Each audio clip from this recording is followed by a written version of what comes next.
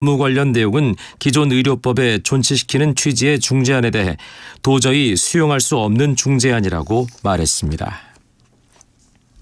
오늘은 전국 대부분 지방에 강한 바람이 불면서 비가 조금 내리겠습니다. 강풍경보가 내려진 강원 영동과 경북 북동 지역에는 순간 풍속 초속 30m 안팎의 매우 강한 바람이 부는 곳이 있겠습니다. 또 수도권과 충청, 호남 지방, 영남 해안에도 강한 바람이 불겠고 비가 오는 동안 벼락치는 곳도 있겠습니다. 이번 비는 오후에 중부지방부터 그치기 시작해 밤에는 남부지방도 점차 개겠습니다. 일라디오 5시 뉴스 아나운서 이광용이었습니다. KBS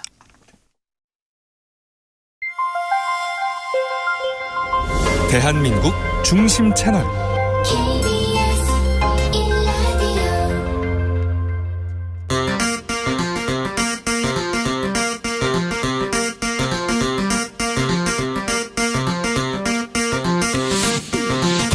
주진우 라이브.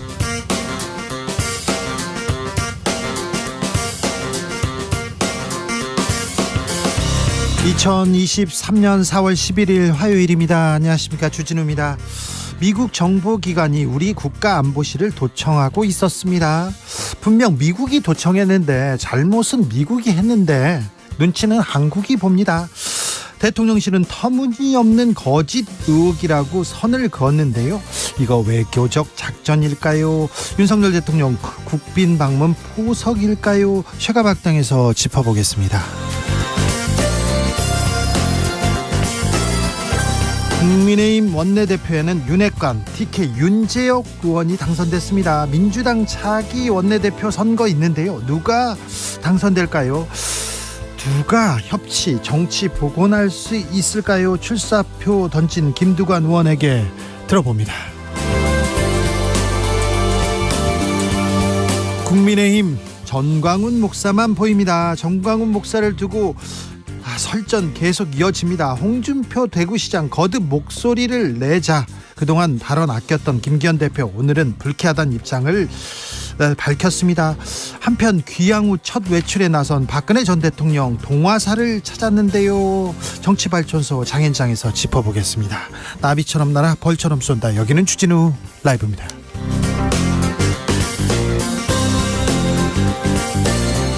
오늘도 자중자애 겸손하고 진정성 있게 여러분과 함께 하겠습니다. 비가 많이 옵니다. 바람이 많이 불어요. 아침에 어둡고 바람이 많이 불고 이거 종말에 가까운 영화에서나 나올 듯한 그런 날씨다 이렇게 생각이 드는데요. 퇴근길 조심히 귀가하셔야 합니다. 조심히 가셔야 됩니다.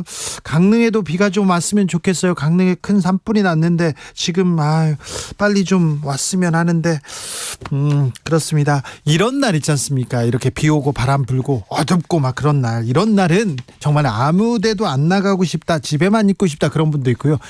나는 뭐 하고 싶어요. 바다 가서 수영하고 싶어요. 그런 사람도 꼭 있어요. 꼭 있어요. 제 친구 꼭 그렇습니다. 비 오는 날은 또 부침개 부쳐 먹어야지 이런 사람이 있고요. 아이고 비 오는 날은 소주지 그렇게 얘기하시는 분은요, 맑은 날도 소주입니다. 그분은 네. 그분은 눈 오는 날은 맥주로 바뀔 수 있으나 거의 대부분 비슷한데, 이렇게 비 오는 날, 비바람 치는 날, 이런 날은 어떤 음식 먹고 싶으세요? 뭐 하고 싶으신지 알려주십시오. 저는 운동해요. 그런 분들 좋습니다. 샵 9730 짧은 문자 50원, 긴 문자 100원이고요. 콩으로 보내시면 무료입니다. 사연 보내주시면요, 저희가 10분 뽑아가지고 5만원 상당의 치킨 교환권 보냅니다. 치킨 저희가 쏩니다. 청취율 조사 기간 때문에 네 그렇습니다. 02로 전화 오면은 주진우 라이브 외치셔야 합니다. 여러분께서 꼭 지켜주셔야 합니다. 그럼 주진우 라이브 시작하겠습니다.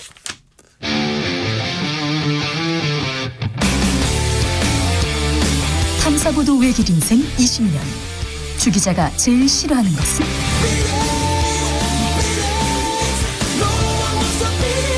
이 세상에서 비리와 부리가 사라지는 그날까지, 오늘도 흔들림 없이 주진우 라이브와 함께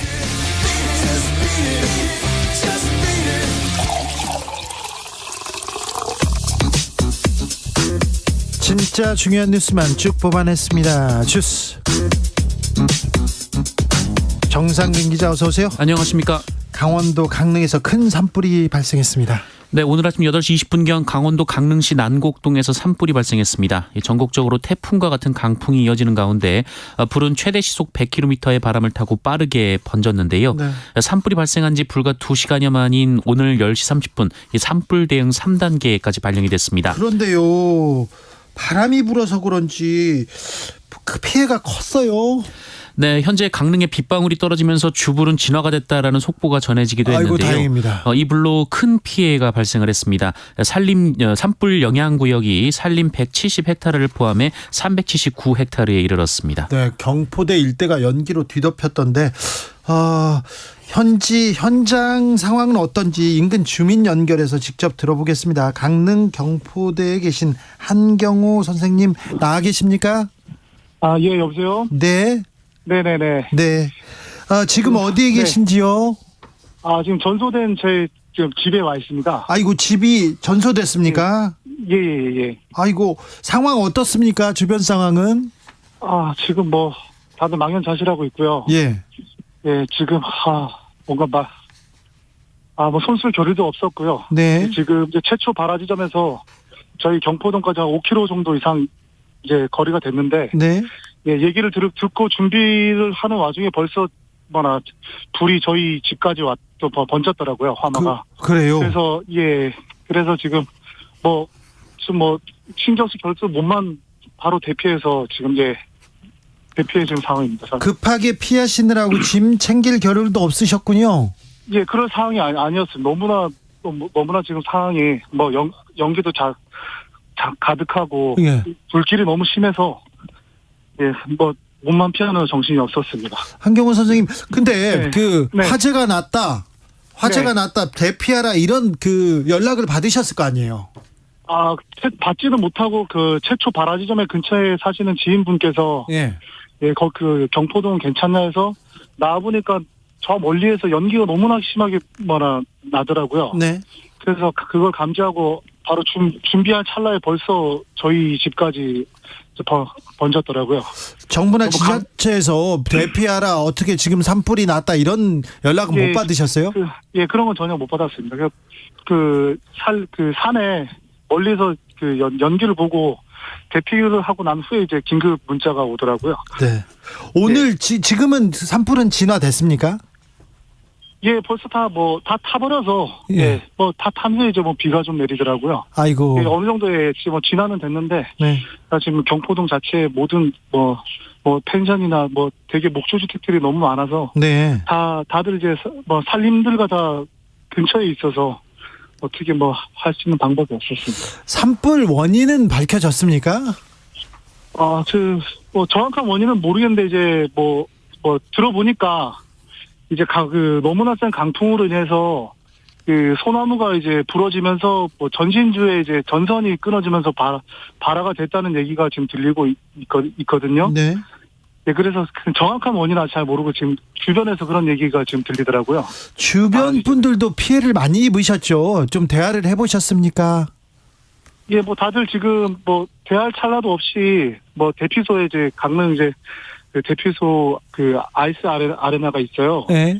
대피하고 지금 다들 망연자실하고 그냥 다들 다 짐 한 번 못 사고 다들 대피하는 정신이 없었죠. 그런데 해마다 이맘때 특별히 네네네. 산불이 많습니다. 더 잦아지고 있는데 정부나 강원도에서 대책을 좀 마련하고 어떻게 하라고 이렇게 얘기하고 있습니까? 이제 산불 근무나 이런 것을 좀 집중적으로 하는 것 같은데 이제 막상 불이 나니까 이제 소동 대치가 빨리 안 되는 것 같은 느낌이 좀 든 것 같기도 하고요. 예. 예, 지금 그렇습니다. 지금. 아니 근데 선생님도 봄에 이거 네. 산불 걱정이다 이렇게 좀 우려하고 있었을 거 아니에요? 예. 그렇죠. 그렇죠. 많이 건조하니까. 예. 그런데 이렇게 뭘 손써볼 틈도 없이 이렇게. 예, 산불이 다시 한번 느끼지만 너무나 무섭더라고요. 이제 저 멀리서 보이는 불길이 바로 눈 깜짝 사이에 저희 집까지 금방 몇 분도 안 되는 사이에 번지더라고요. 네. 아무튼 정부에서 빨리 대책을 세웠으면 합니다. 피해가 제발 좀, 네. 피해가 큰데 또 이거는 좀 손을 써주세요 그렇게 생각하시는 게 있습니까? 빨리 이제 후속 조치를 해서 뭐 재난지원 선포를 하든가 해서 예. 지금 이재민들을 위해서 뭐 재난 물품들이나 구호 물품들을 해서 빨리 새 보금자리를 빨리 마련할 수 있게 좀 대책을 좀 구해줬으면 하는 바람입니다. 알겠습니다. 참 네. 힘내시고요. 예. 네네. 고맙습니다. 힘내시고 일상으로 돌아오실 수 있도록 좀 정부나 다른 데서 도움의 손길이 빨리 뻗쳐야 될 텐데 힘내시고요. 저희도 네네. 도울 길을 찾아보겠습니다. 감사합니다. 예, 고맙습니다. 네네, 힘내세요. 네. 네, 강릉 산불 현장에서 사망자 1명이 발견됐습니다. 현재 신원 파악 중입니다. 전국적으로도 바람이 강하게 불었습니다. 네, 전국에 태풍이 온 것처럼 강한 바람이 불고 있습니다. 오늘 오전 2시 강원도 양양군 설악산에는 최대 순간 풍속이 초속 37.8m나 나왔었습니다. 아침에 서울도 태풍 부나 이런 생각을 할 정도였어요. 기준금리는 동결됐습니다. 네, 한국은행이 지난 2월에 이어 오늘 다시 한번 기준금리를 다시 3.5%로 묶었습니다. 네. 한국은행은 소비자 물가 상승률이 1년 만에 가장 낮은 4%대 초반까지 떨어진 만큼 무리하게 금리를 더 올릴 필요가 없다라고 판단한 것으로 알려졌습니다. 수출 상황은 더 심각해지고 있습니다. 이거는 저희가 시간을 갖고 다시 한번 얘기해 보겠습니다. 민생 안 챙기고 경제 상황 이거 어떻게 되는지 안 챙기는 것 같은데 저희가 좀 챙기려고 노력하겠습니다. 대통령실에서 미국의 도감청 의혹 가짜로 규정했어요? 대통령실 김태효 국가안보실 1차장은 오늘 한미 정상회담 협의차 미국으로 출국했는데요. 그전에 기자들과 만난 자리에서 미국 도감청 의혹에 대해 한미 양국은 공개된 정보 상당수가 위조됐다고 평가한다라는 입장을 밝혔습니다. 아니 도청했는데 미국에서 도청했다고 하는데 자료가 위조됐어요. 정보가 위조됐어요. 이거는 동문서답이죠. 답이 아니지 않습니까? 대통령실에서 뭐라고 합니까? 대통령실도 대변인실 명의의 언론 공지를 통해서 대통령실은 과거 청와대보다 훨씬 강화된 도감청 방지 시스템을 구축하고 운영 중이다라고 말했습니다. 지금 도청됐잖아요. 감청 당했잖아요. 그런데 과거 청와대 얘기를 하고 있어요. 이것도 답이 아니지 않습니까? 무슨 소리인지 잠시 후에 최가박당에서 얘기해 보겠습니다. 국민의힘에서는 아직도 전광훈 목사 얘기만 하고 있는데 홍준표 시장 또 얘기했어요? 네, 어제 정광훈 목사의 기자회견이 논란이 되고 있는 가운데 홍준표 대구시장은 SNS를 통해 국민의힘이 전광훈 목사와 극우 유튜버들의 막말을 방치한다라며 총선이 1년밖에 안 남았는데 답답한 일이라고 비판했습니다. 김기현 국민의힘 대표는 매우 언짢아하면서 대구시장한테 경고장을 날렸습니다. 지옥철로 유명한 김포 골드라인에서 승객 2명이 쓰러졌습니다. 네, 출근 시간대 극심한 혼잡도를 보이고 있는 김포 도시철도에서 승객 2명이 호흡곤란 증상을 호소하며 쓰러진 사건이 발생했습니다. 이들은 많은 승객으로 붐비는 전동차에 탑승해 김포공항역에 도착한 뒤 호흡곤란과 어지러움 증세를 호소했다고 합니다. 이태원 참사 160여일 지났는데요. 참사에서 우리가 좀 배워야 될 거 아닙니까? 좀 더 나은 세상, 좀 더 안전한 사회 만들어야 되는데 이런 뉴스를 봤네요.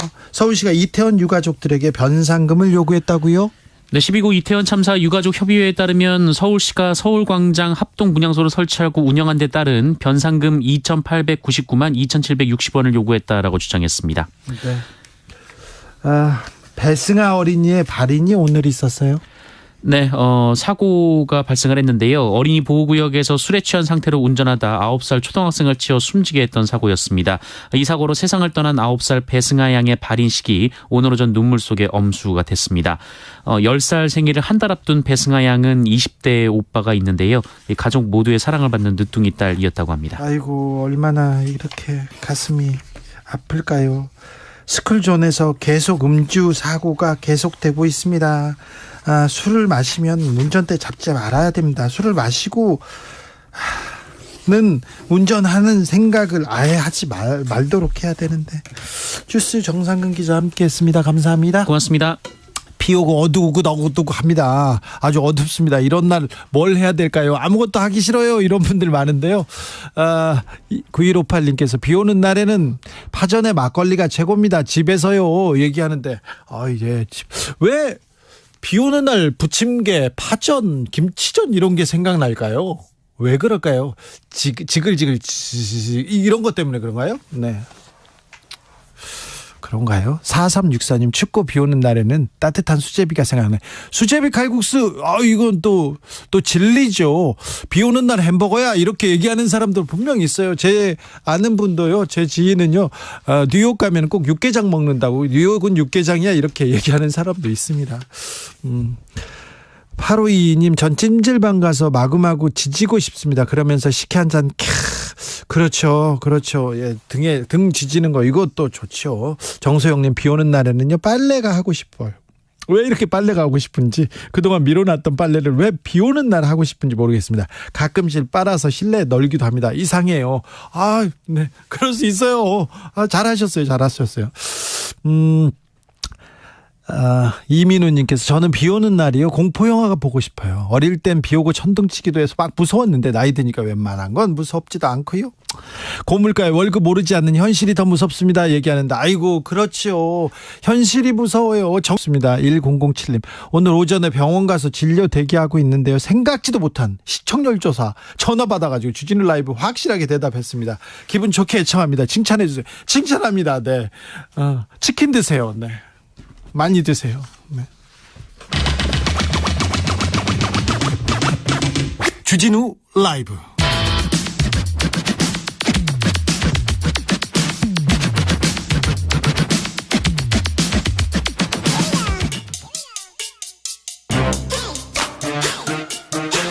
뉴스를 향한 진지한 고민 기자들의 수다 라이브 기자실을 찾은 오늘의 기자는 은지옥이요. 시사인 김은지입니다.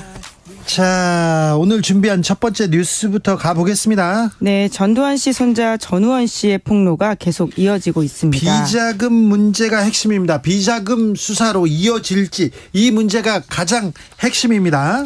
네, 그렇죠. 이제 언론 인터뷰를 통해서 보면 그 단서들이 그렇죠. 뭐 계좌도 공개하고 어디에 비밀 통로에 뭐 비밀 금고에 돈이 쏟아졌고 누구한테 목동 아파트 사줬다고 전두환 씨 며느리도 입을 열었잖아요. 네, 굉장히 자세하게 연희동 내부 자택 이야기도 하고 있고요. 마치 영화처럼 숨겨진 금고의 사실을 알렸기 때문에 수사할 수 있는 부분들이 굉장히 많다 이렇게 이해할 수 있는 것 같은데요. 전두환 씨 비자금을 환수하려고 했는데 너무 재산을 다른 데다 이렇게 뭐라고 해야 되나요?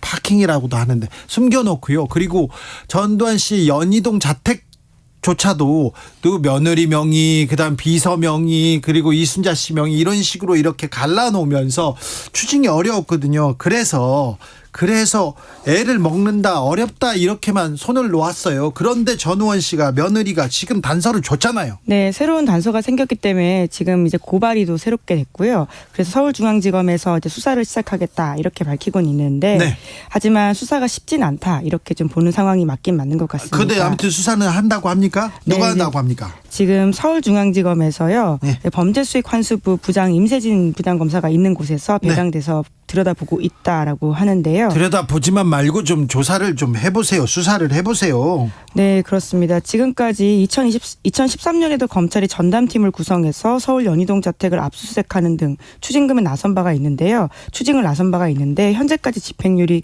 58% 수준입니다. 그마저도 2021년에 전두환 씨가 사망을 하면서 이 미납 추징금 환수 절차가 사실상 중단되어 있는 상태다라고 보시면 되는데요. 그 당사자가 죽었을 경우에는 이게 쉽지 않다라고 하는 것은 우리가 그 세월호 사건 때 유병언 이런 것들을 보면 알 수 있지 않습니까? 여러 가지로 좀 법적으로는 어려운 지점들이 있다고는 하는데요. 이제 그럼에도 불구하고 2000년대 초반 저희가 그 전두환 씨 비자금 수사할 때 손주들 있잖아요. 막 그 초등학생 손주가 건물 갖고 있었어요. 그리고 손자 손녀들 외국에 나가 있었는데 그 사람들 어마어마한 대저택에서 떵떵거리면서 살고 있거든요. 재국 씨 아들 딸 잘 계신 거 알고 있어요. 뉴욕에서 뭐 한 것도 다 알고 있고요. 그래서 조금만 정성을 들이면 조금만 노력을 기하면 이거 비자금 환수할 수 있습니다. 할 수 있습니다. 그런데 전우원 씨가 지금 다른 얘기보다 할아버지 비자금에 대한 범죄에 대한 명확한 증언을 하고 있다. 여기에서 좀 출발해야 될 텐데 좀 될 것 같습니까? 네, 계속 그래서 이제 여론을 집중시키는 게 중요한 일이라는 생각이 듭니다. 그래요?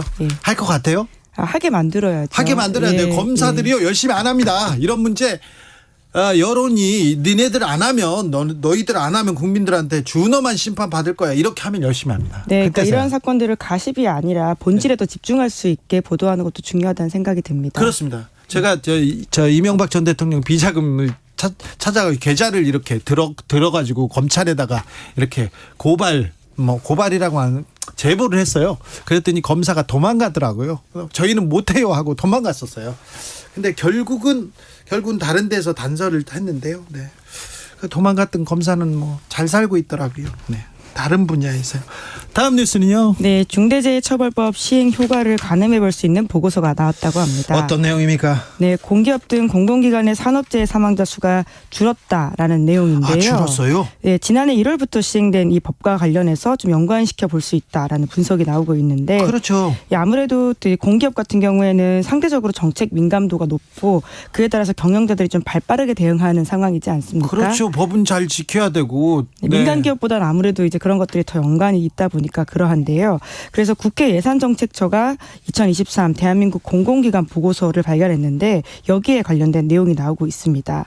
2022년 전체 공기업 및 준정부기관 한국전력공사는 뺐는데요. 여기에 산업재해로 인한 사망자가 10명이었다라고 합니다. 아, 네. 이 10명이 이 사망자 수라고 하는 것이요. 지난 5년 동안 가장 낮은 숫자라고 하는데요. 네. 특히나 공기업은 산업재해로 인한 사망자 수가 급감했다라고 할 수 있는데 2018년부터 2021년까지는 공기업의 산업재해 사망자 수가 매년 20명이 넘었다라고 합니다. 아, 절반으로 줄었으면 많이 줄었다 이렇게 볼 수밖에 절반 없네요. 이하죠. 2022년에는 7명이었다라고 하거든요. 그러네요. 네, 게다가 한국가스공사, 인천국제공항공사 이런 경우에는 아예 2022년에는 사망사고자가 없었다라고 합니다. 아, 그래요. 네. 당연한 건데 이럴 또 반갑네요. 그런 얘기. 그러면 중대재해처벌법 이게 굉장히 효과가 있다고 볼 수밖에 없네요. 지난해 1월부터 시행됐습니다. 네, 이제 물론 이제 인과관계가 입증이 된 건 아닙니다. 그래도. 왜냐하면 다른 변수가 통제가 되고 있지 않기 때문이긴 한데요. 네, 그래도요. 하지만 선후관계가 있다라는 그럴 수밖에 차원에서도 없죠. 굉장히 네. 좀 집중해서 봐야 될 숫자라는 생각은 드는데요. 특히나 이제 공기업은 정책에 빨리 움직이는 것이 사실이고 이러한 문제들이 공기업 사장의 해임 사유가 될 수도 있기 때문에 네. 더욱더 최고 경영자들이 민감하게 움직인다라는 점에서 더욱 그렇게 볼 수 있고요. 게다가 이 지난해 공공기관의 경영평가 항목에는 특별한 변화가 없는데 과거에 비해서 중대재해처벌법 같은 것들이 정책 시행 변수가 됐을 수도 있다라는 분석이 나오기 때문에 좀 눈여겨볼 부분은 확실히 맞는 것 같습니다. 아, 그렇습니다. 그런데 중대재해처벌법으로 이렇게 기소되거나 감옥에 갔다 이런 뉴스 잘 보지 못해요. 예, 최근에 이제 첫 번째 오너 기소가 있었는데요. 노동자 3명이 숨진 경기 양주 채석장 붕괴 사고와 관련해서 삼표그룹 오너인 정도원 회장이 불구속 기소됐습니다. 네. 이게 지난해 1월 법 시행 이후에 기업 오너가 첫 번째 기소된 건 일이에요. 처음 있는 일이라서요. 우리가 아직까지도 이 OECD 최하위권 한국의 중대재해 사망률 같은 경우에는 그렇거든요. 네. 예, 그런 걸 보더라도 좀 의미 있다라고 할 수 있는데 하지만 이제 한국경영자총협회 같은 곳에서는 반대하고 있는 있고 상황입니다. 또 정부 여당에서도 중대재해처벌법 시행에 반발하고 있어요. 반대 목소리를 내고 있으나 그런데 중대재해처벌법 출발만 해도 효과를 볼 수도 있다, 보고 있다 이렇게 볼 수 있습니다. 네, 더 데이터가 쌓이면 확실하게 알 수 있을 것 같습니다. 네, 다음으로 만나볼 뉴스는요. 네, 중동 내 미중의 역학이 바뀌고 있다라는 말이 나옵니다. 그렇습니다. 지금 치열한 외교전에서 미국이 주춤하는 사이에 중국이 또 매우 그 자리를 치고 들어가고 있어요. 네, 전통적인 지정학적 구도가 중동에서 흐트러지고 있다 이런 분석이 나오고 있는데요. 친미 반미에서 끝났거든요. 예전에는. 네, 그렇죠. 그런데 이제 사우디 같은 경우에는 서방과 중국, 러시아 사이에서 적극적인 등거리 외교를 하고 있다 이런 이야기가 나오고 있습니다. 그렇죠. 러시아하고도 손잡고 시진핑 중국하고도 손잡고 미국한테는 냉담하고 막 그렇잖아요. 네, 특히나 이제 감산 결정 같은 것들이 이제 미국을 불편하게 만든다라는 이야기가 나오고 있는데요. 네. 사우디가 주도하는 산유국 모임인 오펙 플러스라고 있습니다. 네. 여기서 이제 5월부터 하루에 166만 배럴을 감산 결정한다라고 했는데요. 이것이 미국의 인플레이션에 굉장히 영향을 미치기 때문에 불편한 뉴스라고 볼 수가 있습니다. 그렇죠. 기름값이 떨어져야 되는데 그래서 물가를 잡아야 되는데 인플레이션 고민이지 않습니까? 네, 그래서 게다가 미국이 정책을 펼치려는데 사우디가 지금 예, 연이어서 그렇거든요. 지난해 11월 달에도 한번 감산하겠다고 발표한 바가 있고요. 이번에 또 그렇게 하겠다라는 건데요. 뿐만 아니라 지금 이제 러시아의 우크라이나 침공으로 전 세계가 에너지 가격 폭등이 됨으로써 오히려 사우디의 영향력이 강화되고 있는 상황입니다. 이렇게 되다 보니까 사우디가 미국 등이 주도하는 러시아 제재에 불참하고 오히려 그 그물망에 구멍을 내고 있다라는 평가도 나오고 있는데요. 이제 이 틈을 타서 시진핑 중국 국가주석 같은 경우에는 지난해 12월 달에 사우디를 방문해서 경제 협력, 석유 거래에서 위안화 결제 추진 이런 구상을 밝히기도 했습니다. 예전에는 미국의 입김, 미국의 뜻대로 사우디가 이렇게 항상 이렇게 따라갔는데 지금은 다릅니다. 그러니까 미중이 경쟁하는 과정에서 공간을 마련하고 있는 각 나라들의 각자 도생이다라는 차원에서 좀 보면 될 것 같은데요. 그렇죠. 네, 일변도로 우리가 볼 수 없는 여러 가지 지점이 있고 각자의 국익이 있다. 이렇게 이해하면 좋을 것 같습니다. 프랑스 마크롱 대통령도 중국 이렇게 가고요. 또 대만 문제에 대해서는 미국과 다른 얘기 막 합니다. 그러면서 우리 주권에 대해서 너희들 뭐 그런 말 하지 마 이렇게 얘기합니다. 네, 또 한편에서는 중국을 비판하기도 하거든요. 그러니까 둘 다라고 있다라고 하는 걸 좀 우리가 지켜볼 필요가 있는 것 같은데요. 그런데 미국의 패권, 달러 패권이 흔들릴 수 있다는 얘기는 계속 나옵니다. 네, 이제 아무래도 석유를 결제하는 데 있어가지고 달러를 사용함에 있어서 그 힘이 나온다라고 볼 수 있는데요. 사우디가 특히나 이런 움직임에 굉장히 좀 발을 빼고 있는 상황이라고 할 수 있습니다. 지난 3월에는 중국과 브라질이 위안화와 해화화 교역 합의를 했었는데요. 그날 같은 날 중국 해양석유총공사가 이 UAE에서 그 액화가스를 위안화로 결제해서 눈길을 끌었습니다. 이렇게 액화천연가스 거래에서 위안화 결제가 된 게 처음이다라고 하는 것이고요. 네. 심지어 중국 수출입은행은 사우디 국영은행과 위안화 대출 협력을 마쳤다 이렇게 밝혀서요. 탈달러 움직임이 계속 나오고 있는 게 아니냐라는 우려들이 나오고 있습니다. 네. 이런 움직임은 전세 확산될까요? 어떻게 될지 좀 지켜봐야 될 것 같은데요. 물론 달러는 여전히 패권을 유지하고 있겠지만 네. 미국이 1974년에 사우디와 페트롤 달러 체제를 확립함으로써 굳혔던 달러 패권이 흔들린다라고 하는 것만으로도 굉장히 전 세계 주목을 끌고 있는 뉴스라고 할 수 있습니다. 기자들의 수다 시사인 김은지 기자와 함께 했습니다. 감사합니다. 네, 고맙습니다. 교통정보센터 다녀오겠습니다. 김한나 씨. 네, 시각 교통정보입니다. 현재 서울시내 간선도로에서는 올림픽대로 잠실 방면 여의 하류에서 상류 쪽으로 사고가 났습니다.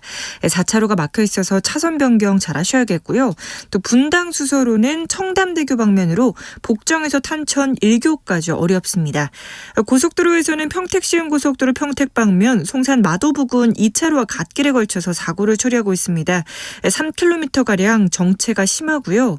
수도권 제일순환고속도로 판교에서 구리 쪽으로는 광암터널에서 구리 남양조금소까지 11km 사이에서 가장 많이 밀립니다. 한편 오늘 강원 동해안 강풍으로 인해서 영동선 KTX 출발과 도착역을 동해역에서 강릉역으로 변경합니다. 또 동해 강릉 간 셔틀 누리로 열차는 운행 중지가 되고요. 강릉선 KTX 강릉역 부근의 속도 제한으로 열차 지연이 예상됩니다. 이용에 참고하시기 바랍니다. KBS 교통정보센터에서 김한나였습니다.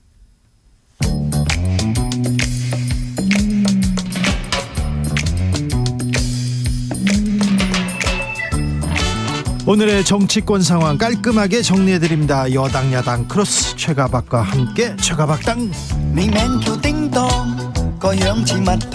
여야 최고의 파트너 두 분 모셨습니다. 최영두 국민의힘 의원 어서 오세요. 네, 안녕하십니까. 박성준 더불어민주당 의원 어서 오세요. 예, 안녕하세요. 두 분 뵙고 싶었습니다. 두 분은 또 미국통 또 외교통이고 또 공부를 많이 하셨어요. 그래가지고 이 문제 물어봐야 됩니다.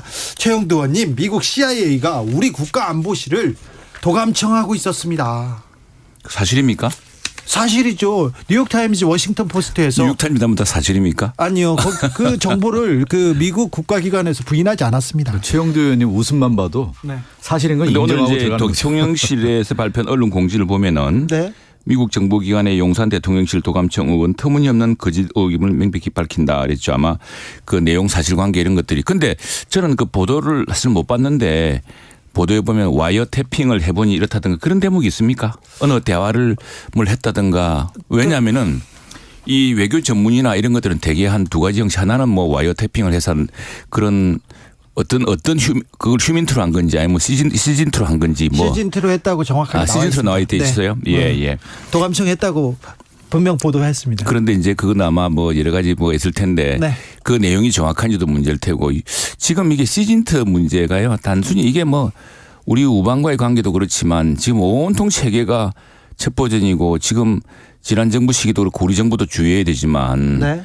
북한의 해커들이 우리 그 뭐 국가기관을 다 해주고 다니고 심지어 뭐 저 코인 같은 것도 가져가고 뭐 이런 세상 아닙니까 지금. 예. 굉장히 사이버 시큐리티라든가 이런 그 도감청 와이어 태핑이라든가 이런 데 대한 그 감청을 감시할 수 있는 자산이라든가 이게 중요해졌다 볼 수 있겠고요.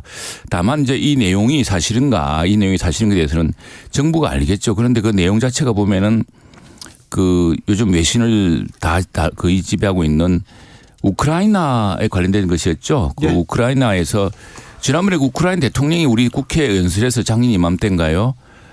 우리한테 좀 무기를 좀 달라고 했었죠. 근데 우리 정부는 이제 좀 곤란하지 않습니까? 러시아 네네. 정부의 입장이 있기 때문에.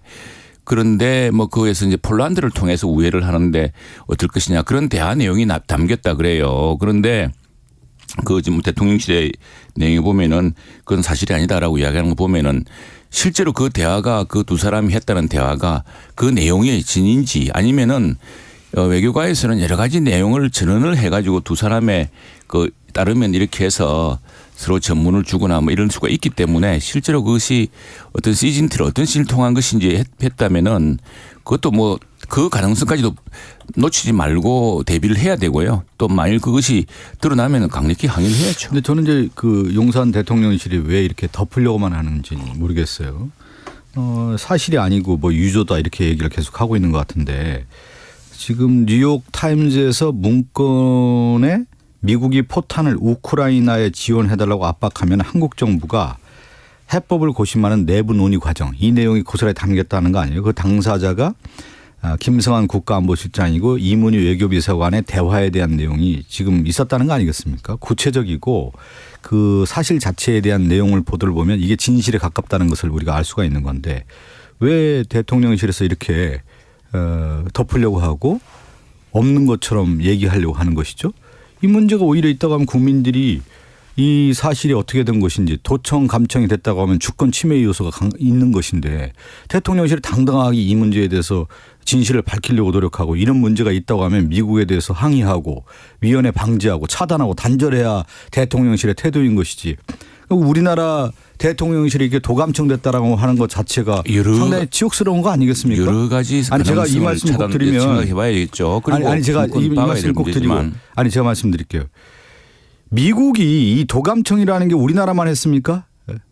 영국도 하고 독일도 하고 프랑스도 하고 뭐 어마어마하게 했죠. 몇 해 전에도 큰 문제가 됐습니다. 제가 기억나는 게 2년 전에 21년도에 미국이 그 메르켈과 또 마크롱인가요? 네. 그 다 도감청 해가지고 문제가 되니까 메르켈이 강력하게 항의하고 용납할 수 없는 일이라고 했고 마크롱도 항의하고 그러면 저는 이렇게 일국의 대통령이나 일국의 대통령실 정도 되면은 이런 문제에 대해서는 강력하게 항의하고 재발 방지 대책을 마련하는 것이 마땅한 것이죠. 여기서 제가 이 얘기를 하는 건데 태도의 문제라. 민주당은 안 할 거라 생각하고 그렇게 얘기를 믿을 하십니까? 믿을 수 없다. 뭐 이런 식으로 얘기하고 뭐 남의 탓 얘기하고 이런 태도가 저는 마땅하지 않다는 거죠. 먼저 왜 유조라고 하고 사실 아니다라고 얘기합니까? 이거 볼 때는 거의 사실인데. 같지만 이 사실 등을 포함해서 미국 당국도 파악할 게 있을 테고 지금은요 정보전이라는 게 온갖 역정보, 허위 정보로 교란시키는 거 아니에요. 우방 간의 관계도 교란시키고 지금 지난 미국 대통령 선거 때 예컨대 페이스북이라든가 이런 걸 통해서 얼마나 많은 허위 정보가 쏟아졌습니까? 자 글을 가지고 뉴스도 만듭니다. 뭐 뉴욕타임즈가 여러 가지 더블 체크를 했겠지만 그 역시도 그 정보의 소스가 어딘 것인지 미국 정부도 그런 내용 예컨대 지금 어느 나라들이죠. 다른 나라 우방들은 그 내용이 사실과 다르다고 이야기를 했습니다. 이 우리뿐 아니라 몇 군데에서 동시에 지금 그런 사실이 있다고 했죠. 그렇죠. 지금 다른 나라 우방에서도 우방 국가에서도 그것은 사실이 아닌 일본이 그랬습니까? 아니면 외국도 하나 지금 비슷한 사례가 있어가지고 그 내용은 사실이 다르다라고 이야기했습니다. 그런데 이제 미국도 그 확인을 구체적으로 하긴 하겠지만 그게 사실이면 이제 단호해야죠. 우리 아무리 외교 관계지만 그렇죠. 우방이지만 그 문제에 대해서는 사과라고 해야죠. 사과를 할 수 있죠. 예. 네. 그러나 그것은 사실 확인을 파악한 뒤에 자, 이야기고. 최영두 의원님처럼 자 사실 확인해보자. 내용이 어떤 내용인지는 모르지만 도감청 했다면 그 문제에 대해서는 단호하게 사과라고 해야죠. 그럼요. 사과하겠죠. 또. 뭐. 근데 이 얘기를 안 하는 거예요. 아니 얘기를 안 하고 지금 해요. 제가 얘기한 것처럼 하겠죠. 대처하는 용산 무슨 야당 대통령실 하듯이 보면 뭐 이렇게 막 뭐 근데 오늘 여기 오다가 보니까 후쿠시마 뭐 번개는 사주고 우리 쌀은 안 사준다고 터무니없는 이야기를 현수막으로 대문자만 붙이고 우리 당이 그럴 수는 없지 않습니까? 여당인데 정부가. 후쿠시마 멍게 안 사주는데 안 사주겠죠. 뭐 후쿠시마 멍게를 누가 박 의원이 먹겠습니까? 사주면 그걸 누가 사줍니까? 정부가 왜 후쿠시마 멍게를 사줍니까? 말도 안 되는 이야기죠. 일본의 그 한일 정상회담 가가지고 일본의 그 정치에 놀아납니까? 지금 뭘 놀아나게 뭘 아니 놀아나요? 그것도 진실을 제대로 밝히지 않으니까 맨날 의혹만 제기되는 거 아니겠어요? 지금 마찬가지로 야당이 해도 적당히 아니 하셔야지. 그러면 이걸 뭘 좀 아니 제가 이건 다 일본 밝힐 언론이 겁니다. 그렇게 보도하거나 일본 장관이 얘기하면 우리나라 대통령실이나 우리나라 장관이 일본 장관한테 항의하거나 사과 요구를 하거나 진실 보도하라고 일본 언론에 얘기해야 되는 건데 그런 것도 제대로 안 하고 있으니까 국민들이 바라볼 때 이게 도대체 나라가 어떻게 되냐 이렇게 얘기하는 거 아니겠습니까? 일본은 더 엉터리 언론 많고요. 우리도 그렇지만 일본 보도하는 언론들이 다 엉터리라고 하면 그 되겠습니까? 뭐 요미우리도 하고 산케이도 하고 다 하지 않습니까? 요미우리도 했다고. 예. 아니 우리 정부가 안 했다는데 우리 정부를 믿어야지. 아니 일본 일본으로 장관들도 믿겠습니까? 얘기하고 있잖아. 장관들이 관방장관도 얘기하고 경제산업상도 장관이 얘기하고 있는데 일본 그러면 정치인들이 장관들한테 그다음에 일본 정치인들이 자기 입장 유리하라고 장사하는 것이겠죠. 일본 전 총리가 그 얘기도 하고 보면은 스가 요시대죠. 스가 총리가 전 총리가 윤석열 대통령에게 그 이해를 구했다는 얘기가 있지 않습니까? 그런 것을 이해를 구해낸다고 우리 대통령이 받아들일 리도 아니 만무하고. 스가 요시대가 그렇게 얘기했다라는 거 아니겠어요? 그러면 아니지 일본의 강하게 온갖 그 자리에서 얘기를 하든가. 우파와 또 우리 한국을 생각하는 참 중도파가 있는데 온갖 사람들이 다 있는데 그래 자기들이 하는 주장을 모두 일방적으로 해야 그렇게 하는 게 맞습니까? 제가 이거 하나 얘기해도 되겠습니까? 분별해서 진실과 이야기합시다. 사실을 가지고 얘기해야 되는데 믿고 싶은 이야기만 하지 마시고. 지금 여당과 야당이 너무 다른 얘기를 하니까. 그래요. 제가 우리가 제가 최 의원님 이건 이제 역사적 사실인데 제가 한번 이건 그 생각해 볼 필요가 있을 것 같아요. 멀리 가지 마세요. 뭐 좀 멀리 가요. 좀 멀리 수 있어. 김옥균이 네. 일본 우리나라 개화파였잖아요. 그건 좀 사실 제가 조금만 제가 듣고 얘기했어요. 김옥균이 후쿠자와 유기치, 그러니까 메이지 유신을 했던 후쿠자와 유기치를 1882년도에 만나더군요. 그런데 김옥균의 생각은 뭐냐면 조선의 독립과 개화를 목표로 했는데 후쿠자와 유기치는 이 조선의 개화와 독립을 목표로 한 조선에 대해서 일본의 국가 이익을 실현하고자 만나는 거예요. 그런데 네. 그 이익이 뭐였냐면 일본은 아시아의 국가로서 아시아 연대론을 펴면서 대청 견제론이에요. 그러니까 그 당시 청나라를 견제하기 위해서 조선을 끌어들이는 것이죠. 이 전략을 사실 삼았는데 지금 보면 그런 흐름으로 가고 있잖아요. 일본이 실질적으로 뭐냐면 대중국 봉쇄 전략에 있어서의 일본이 가장 중요한 중심 국가가 되는 거고 아시아에. 거기에 지금 한국이 들어가는 한미일 공조체제로 들어가는 거 아니에요. 저는 그래서 구한말의 시대의 정치 지형하고 지금의 정치 지형이 비슷하게 좀 돌아가는 거 아니냐라는 걱정을 해서 얘기하는 거고요. 오히려 뭐 그 시기를 말씀드리면 걱정 안 하셔도 됩니다. 걱정해서 얘기하는 건데 제가 그 얘기를 해요. 너무 김옥균이 그 당시에 보니까 개화의 사상은 있었지만 이상론적으로 관념론적으로 좀 접근했다라는 것이 그 시대의 규정인 거예요. 근데 일본은 후쿠자와 유기치는 상당히 현실적으로 리얼하게 현실주의적인 정치를 폈는데 그렇지가 못했다는 거예요. 그러니까 지금 제가 볼 때 윤석열 대통령이 너무 현실 정치를 몽고른 거 아니냐 그런 말씀을 드리려고 하는 거예요. 오히려 이전에 우리가 명청 시대처럼 뭐 그 시대에 훈과하듯이 성리학하듯이 하는 당이 어느 당인지 난 잘 봤으면 좋겠고요. 자, 세상이 변하고 끊임없이 변하고 있습니다. 다음에 지금 김옥균 이야기하고 했지만 그 당시에 조선 정부는 조선 책략이라고 황준원인가요? 네. 중국의 외교 전략가가 그때 그랬지 않습니까? 미국과 연대하고 일본과 묶어서 러시아에 대항하라 뭐 그런 다양한 전략이 있었을 텐데 지금은 뭐 그런 책략이라든가 다음에 그 김옥균 시대와 다르게 굉장히 세상이 복잡하지 않습니까? 그런 현실을 바탕으로 해야죠. 제가 그 거기에 얘기를- 대해서는 저는 민주당의 우리나 우리 국민들이랑 큰 차이가 없다 생각합니다. 그런데 맞춰서 현실을 전략을 그러니까 해나가야 다음에 이번에 아니, 제가 자꾸 한 말씀만 드리면 이거는 철저하게 밝혀내서 아무튼 최 의원이 일본의 전략이라는 게 구한말이나 지금이나 똑같다는 거예요. 그 본질을 같다는 거예요. 그 본질을 꿰뚫어보고 한국이 외교 정책과 외교 전략을 펼쳐야 되는 건데 그걸 제대로 안 했을 경우에는 제대로 보지 못했을 경우에는 우리가 당한다. 그 당하는 결과가 지금 이루어지고 있는 것이다. 자 그러면 일본하고는 앞으로 관계 안 할 겁니까? 일본 얘기 말고요. 이제 미국 얘기를 어떻게 정리할 건지 한미 정상회담도 일본의 있는데 그 수많은 한류팬은 어떻게 아니, 하십니까? 뭐냐면 제가 이 얘기를 왜 드리냐면 한일 정상회담의 이 문제를 제대로 인식을 제대로 못하면 네. 한미 정상회담도 제대로 못 가고 있다. 김옥균 시대까지 자, 올라갈 거는 한미 정상회담 코앞에 두고 도청 문제가 터졌어요. 근데 대통령이 외교적으로 외교적으로 외교적인 제스처를 취할 수는 있으나 아무튼 우리 안방, 우리 안보에 사령탑이 이렇게 뚫렸는데 이 문제에 대해서는 엄중하게 경고하고 재발 방지 대책해. 그거는 이제 이럴 수 있습니다. 우리가 원래 이 딱 용의주도하게 이 사태를 파악해서 나중에 만나가지고 바이든을 압박해 당신들 이룰 수 있느냐. 그렇죠. 이 확실한 증거를 가지고 아니 어떻게 모르겠습니다. 어디서 시즌트를 어떻게 확인했는지 그것이 다른 근데 여러 가지가 있다 그러네요. 시즌트도 있고 라인 태핑도 있고 다음에 코민트도 있고 엘린트도 있고 레이딘트도 있고 여러 개 있다는데 그 정확히 밝혀가지고 당신들이 이룰 수 있느냐라고 코미티에서 딱 이야기를 해야죠. 그리고 그런 것들은 상대방을 망신 주기도 이런 것보다는 재발 방지와 함께 확실한 걸 해서 또 그걸 외교적 지렛대로 삼아야죠. 우리 국민들이 이렇게 자존심 상해한다. 우리 야당은 그럼요. 이렇게 들고 일어났다. 그걸 가지고 지렛대로 이렇게 또 외교전에 그런데 나서야 이제 될 거 아닙니까? 민주당이 오버해가지고 이거 청와대 옮겨서 그랬다 이랬던 바람에 조금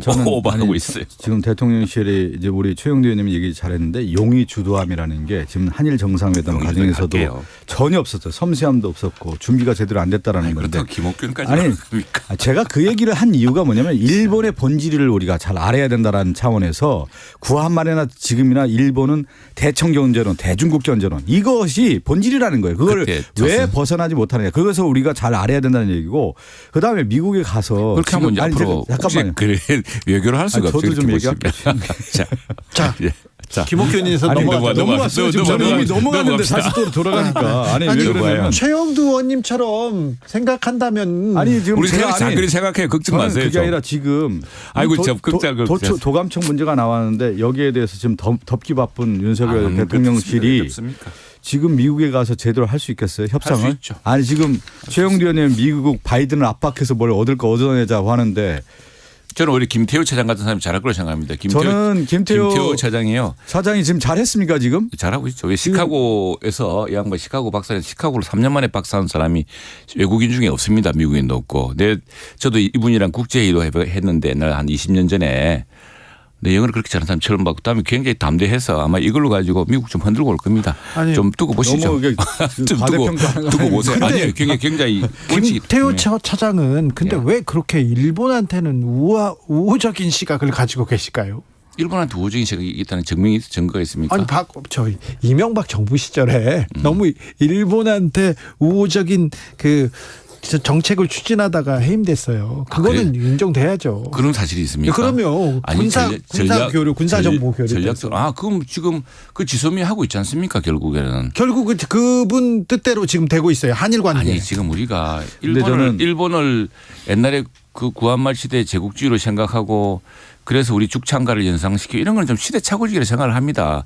세상이 얼마나 바뀌었는데 그리고 이제 당시에 모르겠습니다. 나는 이명박 대통령 시기는 모르겠는데 워낙 뼛속 깊이 친일파 이러니까 대통령이 스트레스 받아가지고 거꾸로 독도가는 그런 우발적 사태가 있지 않았습니까? 그렇죠. 그건 마이너스였죠. 좀 윤석열 정권이 갈 것 같아서 걱정됩니다. 근데 김태우 차장이 잘할 거라고 미국과의 관계는 이런 문제는 잘할 거라고 봅니다. 잘한다고요? 좀 이 문제는 그 국제적 사례를 가지고서 딱 이야기를 해야 되고요. 또 이 문제뿐 아니라 지금 우리가 더 중요한 것은 그 북핵에 대한 그 확장 억제 그 어떻게 보정받을 것이냐는 것도 굉장히 중요하지 않습니까? 그리고 또 지금 서로 기술 협력도 해야 되고 반도체라든가 배터리라든가 이런 것들에 대해서 하이테크 디커플링 시대에 지금 공동의 이해관계가 있을 수도 있고 또 서로가 국익이 차이 나는 부분도 있기 때문에 그 조율을 해야 되는데 이런 것도 다 활용해야죠. 디커플링에서 그러는데 지금 모든 외교가 지금 일본의 중심으로 돼 있고 특히 이제 한미 외교 중심으로 가고 있다 보니까 우리나라는 대중국 외교도 되게 중요하거든요. 중국을 완전히 디커플링하고 있고 그런 가운데 중심에 있는 외교 전략가가 누굽니까? 김태여 국가안보실 1차장 아니에요. 국가안보실 1차장이 그리는 이 한반도를 둘러싼 외교가 지금 제대로 가고 있는 건가요? 우리나라는 뭐냐면 분단 국가 아닙니까? 분단 국가의 가장 중요한 건 뭐냐면 긴장을 완화하는 거예요. 평화를 정착하는 건데 지금 보면은 일본의 태도는 보면은 대중국 봉쇄 전략에 있어서의 긴장을 강화하는 쪽으로 가고 있잖아요. 우리하고 좀 다르단 말이에요. 이 문제를 우리가 어떻게 할 건가라고 하는 거고 또 하나 우리나라 반도 국가 아닙니까? 반도 국가에서 가장 중요한 게 뭐냐면 완충지대인데 북중로 한미일 이렇게 가가지고 우리가 한반도가 긴장이 더 강화되는 쪽으로 가서는 되겠느냐. 그러니까 우리가 생각하는 한국의 일본 외교 전략이라고 하는 거와 일본이 추구하는 외교 전략이라고 하는 것은 전혀 다른 건데. 큰일 났네, 이거. 그런 부분에 대해서는 우리가 한번 제대로 봐야 되는 것이죠. 그래 다시 논의를 합시다. 그런데 네. 고종이 마지막에 이제 고종으로 갑니까 다시? 고종 왜냐면 그것이 나와서 고종이 마지막에 그토록 무슨 외교 관계를 맺어서 우리가 뭔가 국제적인 불안 속에서 주변 강국의 침략 위협 속에서 지키려고 했던 나라 그래서 관계를 맺고자 했던 간지러운 했던 나라가 미국 아니었습니까? 지금 국제 정치도 또 그럴 수도 있고 어느 나라나 그 다양한 관계를 통해서 해야 되고 그리고 난 또 우리 민주당이 꼭 뭘 하면 우리가 중국을 배제한다 그러는데 중국하고는 정말 그건 설린 관계에 있을 수밖에 없는 숙명을 가진 나라입니다. 그걸 일부러 우리 야당에서 우리가 중국을 홀대한다느니 뭐 이렇게 할 필요도 없고 우리는 당당하게 중국에 대해 이야기해야 되고요. 우리가 중국한테 이렇게 무시당하지 않으려면은 그만한 또 반도체라든가 기술 실력이 있어야죠. 그 실력을 갖춰야 됩니다. 다른 이슈로 좀 넘어갈게요. 국민의힘은 정광훈 목사 얘기를 언제까지 할 건지 그 설전 언제까지 이어가질 건지 오늘 어찌 됐습니까? 홍준표 시장이 또 물러날 생각이 없어요. 왜 정광훈한테는 한마디도 못하고 나한테만 뭐라고 하냐 이렇게 또 얘기합니다. 근데 오늘 뭐 김기현 대표한테 도대체 무슨 약점이 잡혔냐 이렇게 얘기하더라고요. 아니 근데 오늘 우리 뭐 김기현 대표가 아니 선거핑 아니 제가 먼저 얘기해요? 네. 아니 뭐 오늘 누가 아니 오늘 참 그 이 모든 원인을 처음에 시작했던 네. 김재원 최고위원이 단호하게 이야기했던데요. 쑥 빠졌어요. 김재현 최고는 빠지고 지금 홍준표 지금 대구시장이 야 김기현 대표 당신 뭐 잡혀서 지금 약점을 잡힌 거지 아무도 눈치만 보고 있다 말도 못한다 이렇게 얘기하기 시작했어요. 왜 그렇게 또 뉴스도 많은데 그 뉴스를 보텔라 그러시는지 모르겠네 사람들이. 그러니까 보면 이제 우리나라 정당이 사실은 이제 경선 제도가 도입되지 않았습니까? 예. 그러면서 경선에 핵심 세력들이 있어요.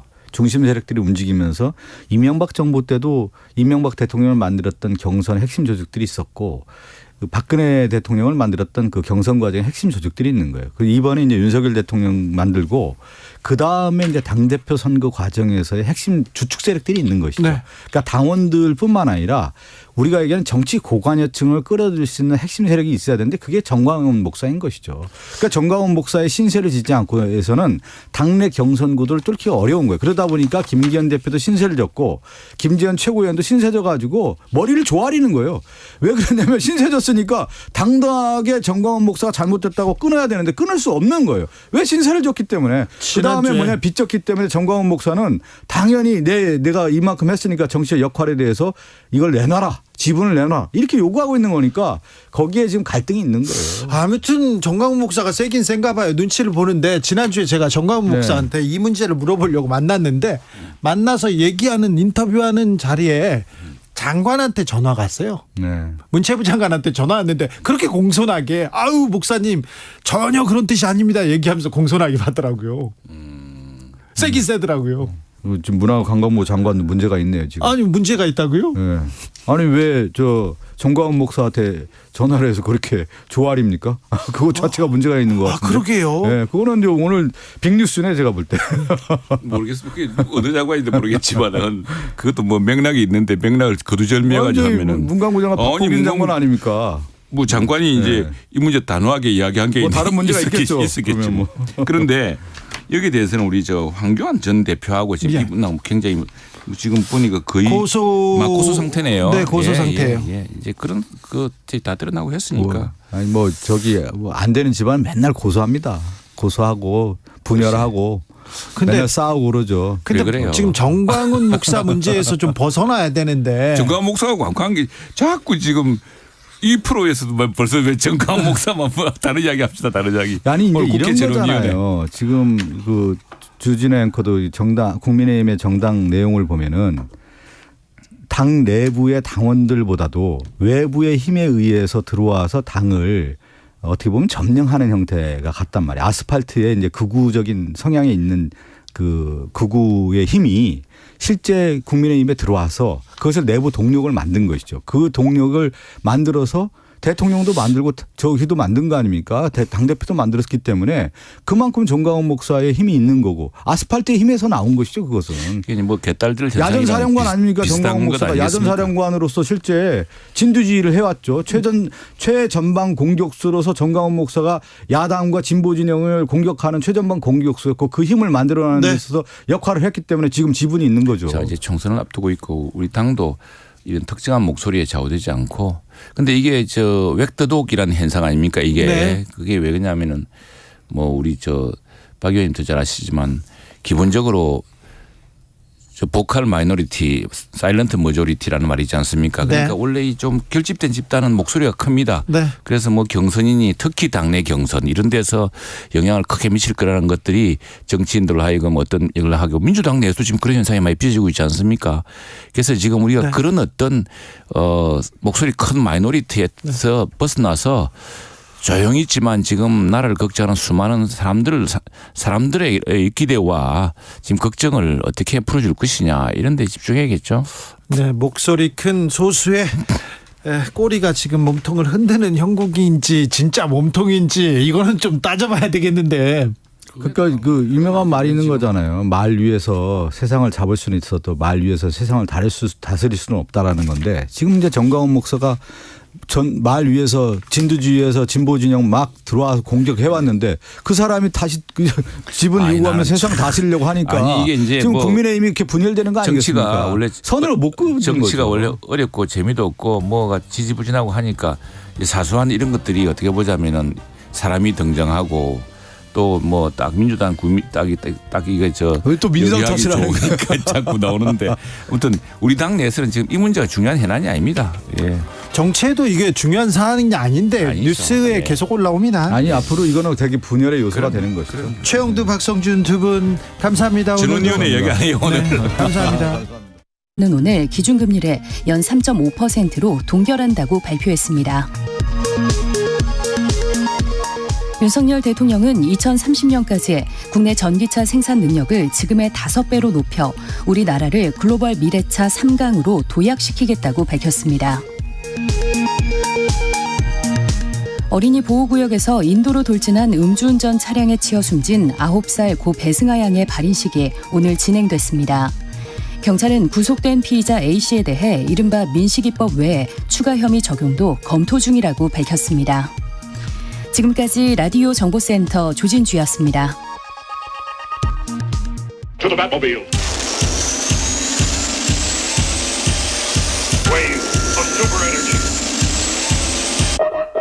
주기자의 1분.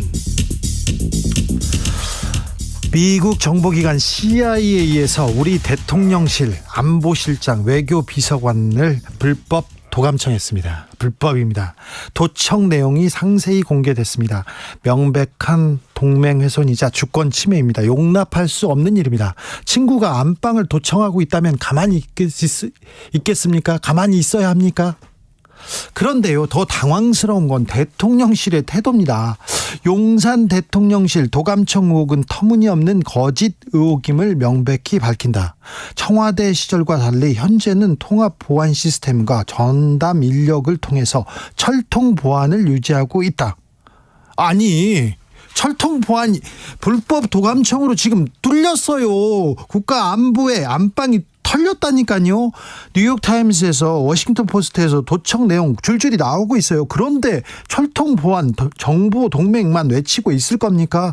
도청 이야기는 안 묻고 안 따지고 문건이 위조됐다는 소리만 하는데 이게 또 무슨 소리입니까? 예전에 군인들 위문하는 우정의 무대라는 프로그램이 있었습니다. 그리운 어머니라는 코너가 있는데요. 장병의 어머님이 오시면 뒤에 장막 뒤에 숨어 있어요. 그러면은 어머니가 누군지 아는데 동료 어머니를 끝까지 뒤에 계신 분은 저희 어머니가 분명히 합니다. 맞습니다. 이렇게 외치는 그런 장병 꼭 있습니다. 꼭 있어요. 일본한테 뒤통수 맞고 미국한테는 항의도 못하는 우리 외교를 보면서 그 군인 아저씨가 저는 떠올랐습니다. 주기자의 1분이었습니다.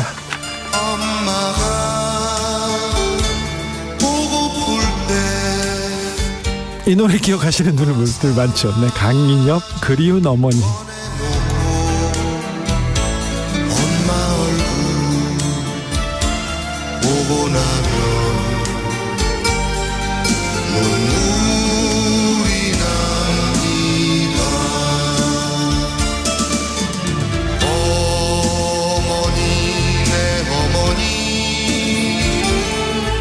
사랑하는 내 어머니 보고도 싶어요 울고도 싶어요 이분 내 어머니.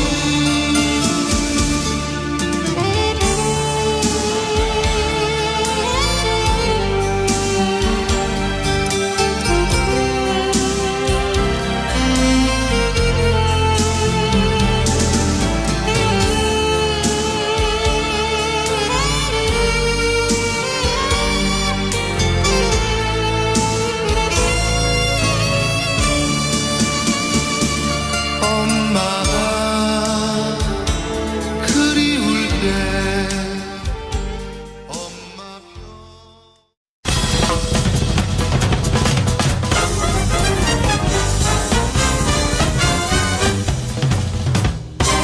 훅 인터뷰. 모두를 위한 모두를 향한 모두의 궁금증 훅 인터뷰. 국민의힘 원내 지도부 꾸려졌습니다. 윤재옥 TK의 윤핵관 카드 꼽혔습니다. 민주당은 어떤 카드를 뽑을까요? 새 원내 사령탑 어떤 전략으로 1년 남은 총선 대비해야 할까요? 김두관 더불어민주당 의원과 이야기 나눠보겠습니다. 안녕하세요. 예, 반갑습니다. 네, 잘 지내시고요? 예. 요즘은 어떤 일로 이렇게 바쁘십니까? 지난번 이제 4월 5일에 네. 창녕군수 네. 경남도의원 보궐선거 끝났고요. 네. 제가 경남도당 위원장을 맡고 있어서 네. 우리 당에서 주력해서 열심히 도왔는데도 불구하고 네. 경남도의원은 젊은 여성 후보가 나갔는데 네. 25% 얻었어요. 아, 이거 많이 그 얻었네요. 군수 후보는 10.7%를 얻었는데 네. 전주하고는 거꾸로 우리 당만 후보를 내고 네. 근데 기책사유가 국민의힘에 있어서 예. 창녕군수는 후보를 안 냈는데 네. 6명이 친여 후보가 나오는데도 우리가 못 이겼습니다. 네, 아직 갈기. 네, 전주하고 경남 창녕하고는 완전 상황이 거꾸로 오죠. 네, 민주당 차기 원내대표 선거 앞두고 있습니다. 자, 김두관도 출사표를 던졌습니다. 김두관이 원내대표 돼야 되는 이유가 뭡니까? 당원들이나 우리 당을 염려하는 일반 중도층에서도 네. 우리 당이 이제 대내적으로 매우 위기라고 생각을 하는 것 같아요. 그래요. 민주당이 보이지 않습니다. 그래서 어쨌든 우리 당에서는 네. 윤석열 정부를 검사 독재 정부로 규정을 했잖아요. 그리고 예. 사실은 우리 당과 이제 당대표에 대한 침탈이 매우 세기 때문에 전방위로 공격을 하기 때문에 네. 이런 검사 독재 정부의 침탈을 좀 막아내고 네.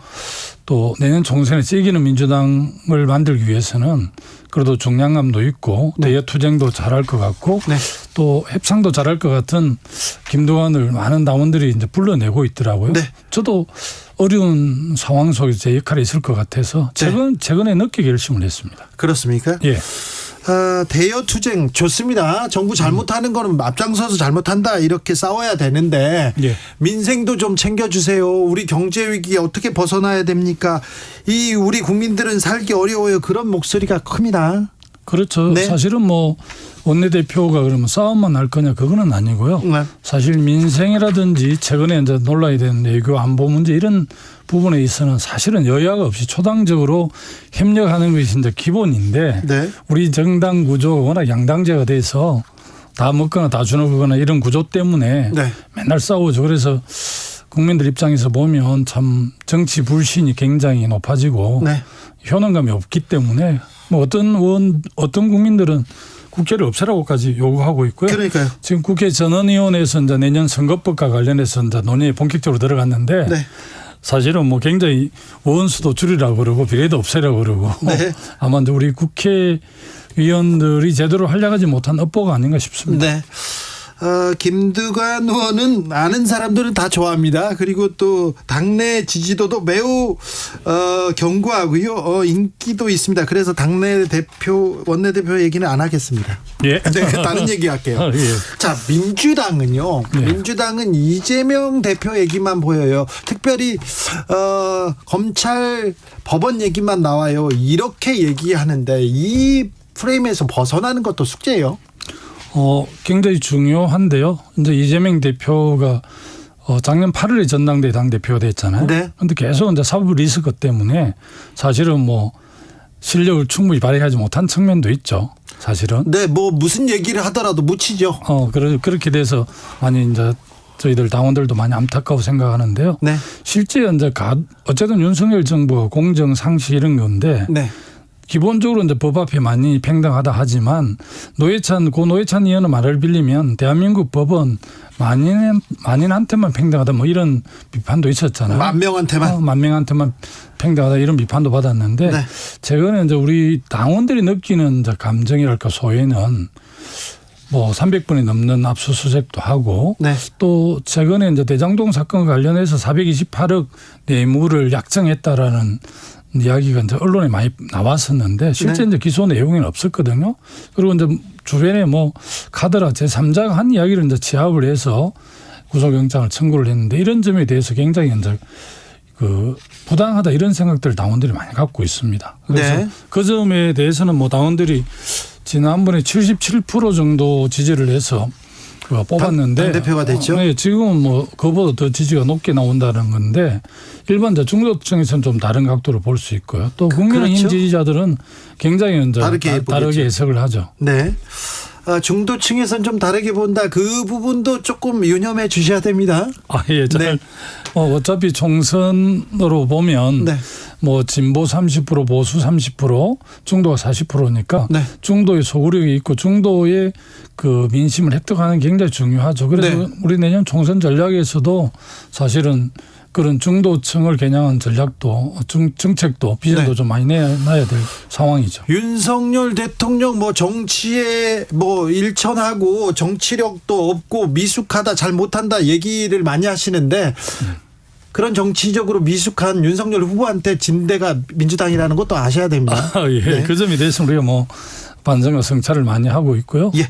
사실은 뭐 대한민국에서 이제 국정 과제들이 5년 안에 끝나지 않잖아요. 네. 그래서 어떻게 보면 이제 문재인 정부의 주요 국정 과제들이 마무리 안 된 게 있는데 미래 권력을 만들어서 문재인 정부의 국정 기조를 승계해서 더 잘할 미래 권력을 만들어내는 건 매우 중요한데 네. 그 점에서 우리가 실패를 했기 때문에 네. 그 점에 대해서는 뭐 굉장히 우리가 반성해야 될 지점이죠.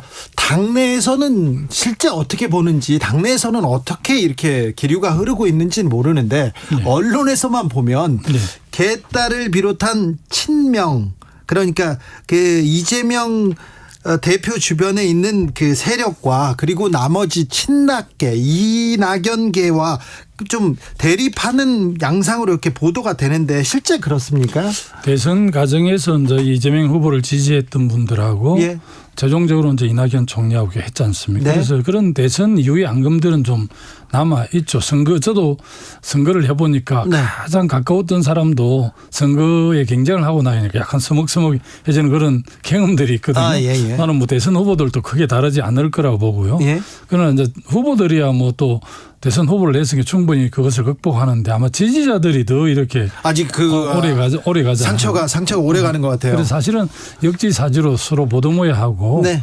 뭐 개혁의 딸들이라고 불려지는 개딸들이 이제 이재명 대표를 굉장히 많이 지지하죠.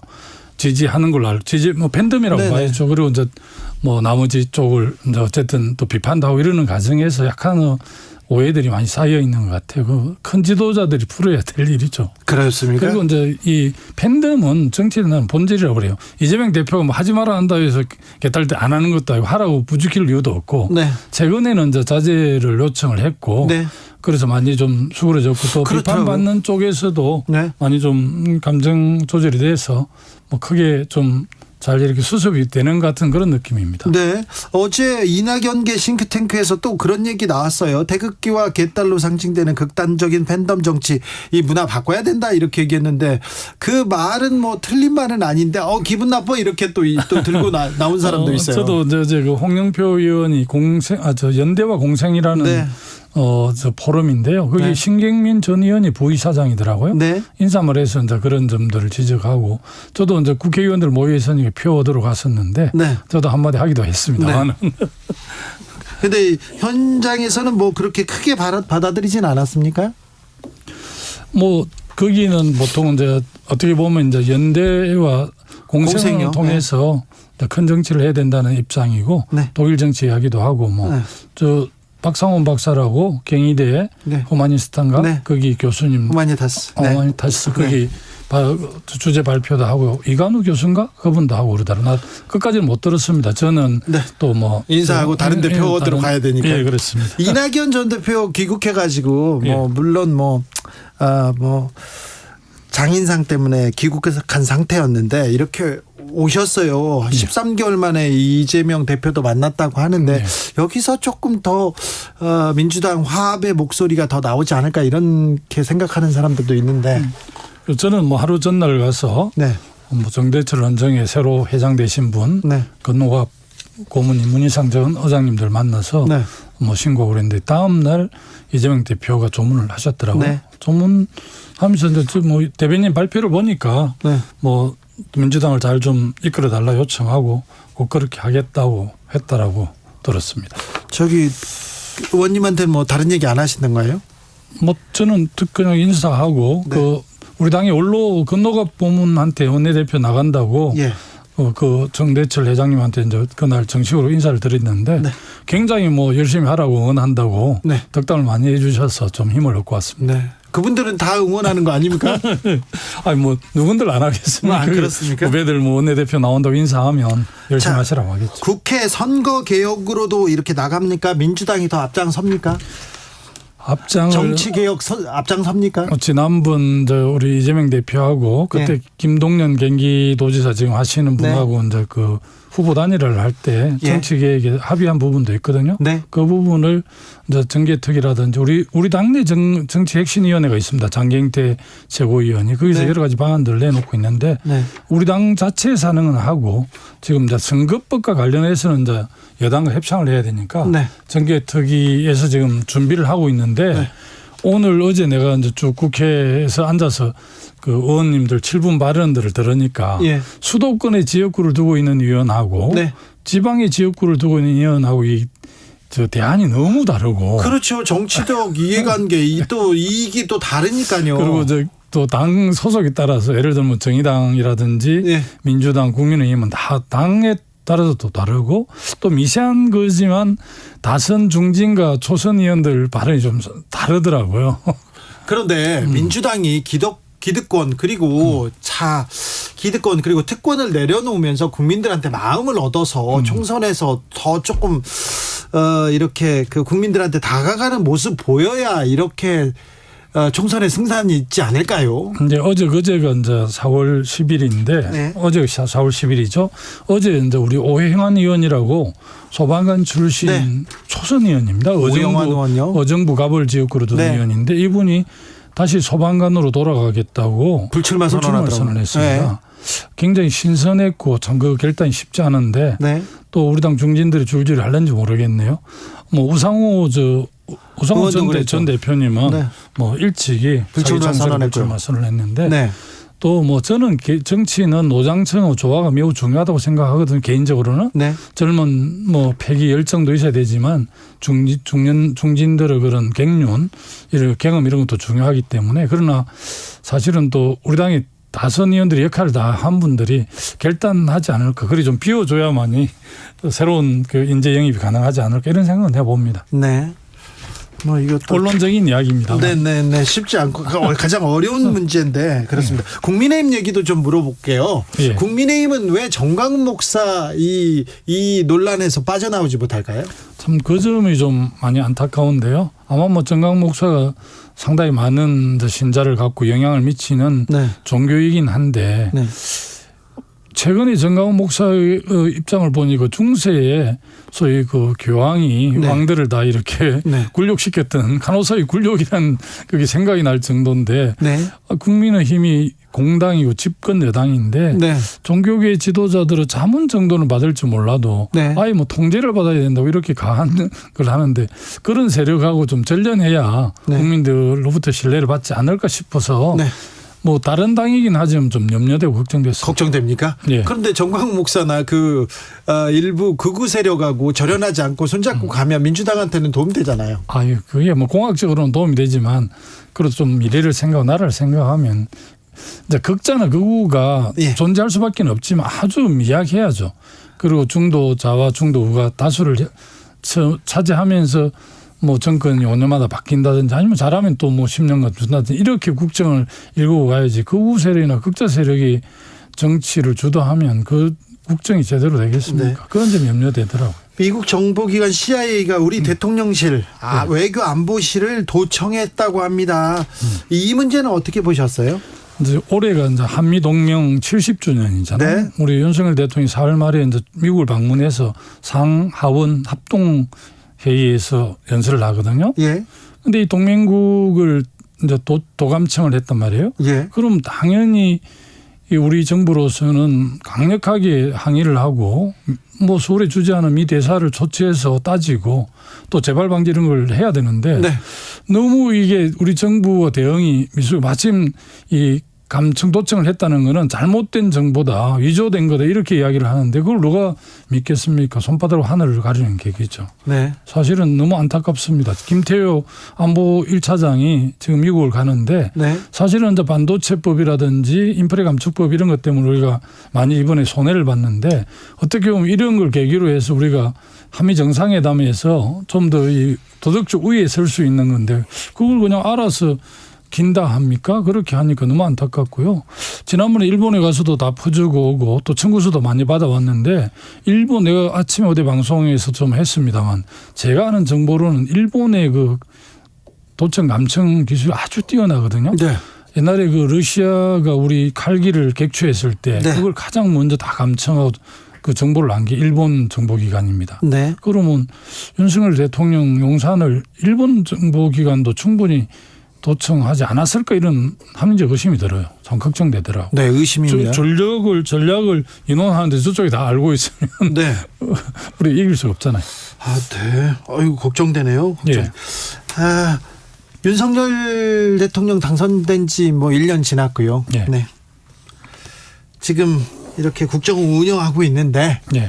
어떤 점이 뭐 다 아쉽다고 할 거니까. 예, 뭐 저는 그냥 상식적으로 말씀드리면 여소야대잖아요. 네. 저도 이제 남해 군수할 때 네. 9년 10분이 다 민자당이었습니다. 그렇죠. 그 그리고 얘기 좀 이제 해주세요. 경남도지사 할 때 58분인데 42분이 한나라당이었고 항상 그래서 반대편하고 이렇게 그래서 일을 이제 하셨죠. 의회가 도와주지 않으면 네. 사실은 군정이든 도정은 잘하기 힘들거든요. 네. 지금 우리가 이제 어쨌든 지난 21대 총선에서 우리가 지금의 범야당이 180석이잖아요. 민주당이 다수당이죠. 지금 여소야대인데 윤석열 대통령이 국정을 잘하려고 그러면 사실은 협치를 해야 하거든요. 네. 그런데 이제 윤석열 대통령 뭐 인식이랄까 의식 속에 이재명 대표는 아마 범죄자인데 내가 범죄자하고 어떻게 대화하고 소통하고 협치를 요구하는 이런 인식이 있는 것 같아요. 네. 저희들 입장에서 보면 이게 무죄 추정 원칙에 의해서 확정되기 전에는 또 무죄죠. 무죄고 네. 또 설사 나중에 그렇게 그 사법 처리가 오는 상황이 있다 하더라도 지금은 당연히 제1당에 그것도 169석 범야당은 180석인데 이 야당은 협조를 받지 않고 입법이라든지 예산할 수가 없잖아요. 예. 그러면 뭐 청와대 용산에 새 집무실을 하고 용산에 이제 간절을 새로 만들었잖아요. 그러면 뭐 빈살만이 제일 첫 번째 초대 손님이라는데 야당 대표 이재명 대표 혼자 초대하기 좀 껄끄러우면 박홍 원내대표하고 뭐 야당 지도부 최고위원 5명을 초대한다 이렇게 해서 나는 특우 협조를 받고 협치를 하는 게 맞는데 그 점이 너무 안타까워. 안 만난다는 거 아니에요? 그러니까요. 뭐 선진국이든 뭐 또 다른 뭐 독재 국가라도 그 야당의 대표를 만나서 협조를 구하고 이렇게 합니다. 속으로는 뭐 네. 그렇게 안 바른다 하더라도 그게 기본인데 어쨌든 이것도 안 하는 거 보니까 참 걱정이 돼요. 김두관 남해 군수가 됐어요. 예. 그때는 뭐 저 보수당의 아성이라는데 그냥 혈혈단신으로 그냥 가서 되셨어요. 그랬습니다. 그리고 민주당 간판이었습니까? 간판으로 끝은 무소속이고 속은 민주당이었죠. 네, 무슨 경남지사도 예, 됐죠. 영남 5개 강력단체장 중에 네, 제가 유일하게. 2010년에 제가 처음으로 뚫었고 자 그때 네. 당선됐다고 해서 의회에서 그리고 지역 정치인들이 그래 김두관 잘해봐라 응원하진 않았을 거 아니에요. 아니 그러니까 이제 여소야대였고 네. 정말 해릴 단신으로 도지사를 하고 있었잖아요. 네. 그러니까 뭐 제가 다들 뭐 모든 사람들이 저를 주시하니까 제가 깨끗하고 또 인사 이런 거 하나도 합리적으로 할 수밖에 없었죠. 오히려 그 야당이 세니까 그렇게. 자 의회 의장 네. 그리고 또 저 기득권들이 하고 등 돌려 앉았을 텐데 그때 그분들 이렇게 설득하려고 얘기하려고 어떻게 하셨어요? 예를 들어서 뭐 군수할 때는 군의원들 수시로 찾아뵙고 소주하고 예. 사실 본질적인 이야기를 하면 잘 진전이 안 되고 예. 그냥 가족 살아가는 이야기라든지 자녀 이야기라든지 뭐 교육 이야기라든지 아주 일반적인 이야기를 하면서 더 친해지니까 네. 사실 비본질적인 문제를 잘 푸니까 본질이 잘 풀리는 그런 경험들이 있었고요. 예. 이제 도지사를 할 때는 역시 이제 도의원하고 그래도 뭐 도민들이 350만이니까 다 만날 수는 없고 주로 언론인들하고 만나서 도정을 설명하고 이렇게 했는데 그래도 뭐 꽤 성과가 나온 걸로 보니까 그런 점에 대해서 이제 스스로 좀 자부심이 있습니다. 네. 여소야대 상황에서도 할 일은 하는데 그 할 일은 의회가 협조 없이는 불가능하거든요. 예. 그래서 협조를 잘 이끌어냈습니다. 2937님 김두관 의원님 꼭 원내대표 되세요 화이팅 하세요 얘기하는데 김두관이 원내대표가 되면요. 네. 뭐가 달라질까요? 저는 아까 말씀드린 여소야대 경험도 많이 있고 네. 또 민생 문제에 대해서는 아주 협력을 잘해야 될 것 같아요. 예. 사실 이제 양국관리법도 예. 정확하게 우리 입장에서 보면 민생에 대해 관한 법인데 네. 이제 국민의힘이나 그 대통령실에서는 네. 이게 이제 시장 질서를 왜곡하는 거고 오히려 농민들의 그런 어려움을 더하게 되는 법이라 하지만 제가 볼 때는 이제 사실은 우리가 자동차나 석유화학이나 철강을 수출하면서 네.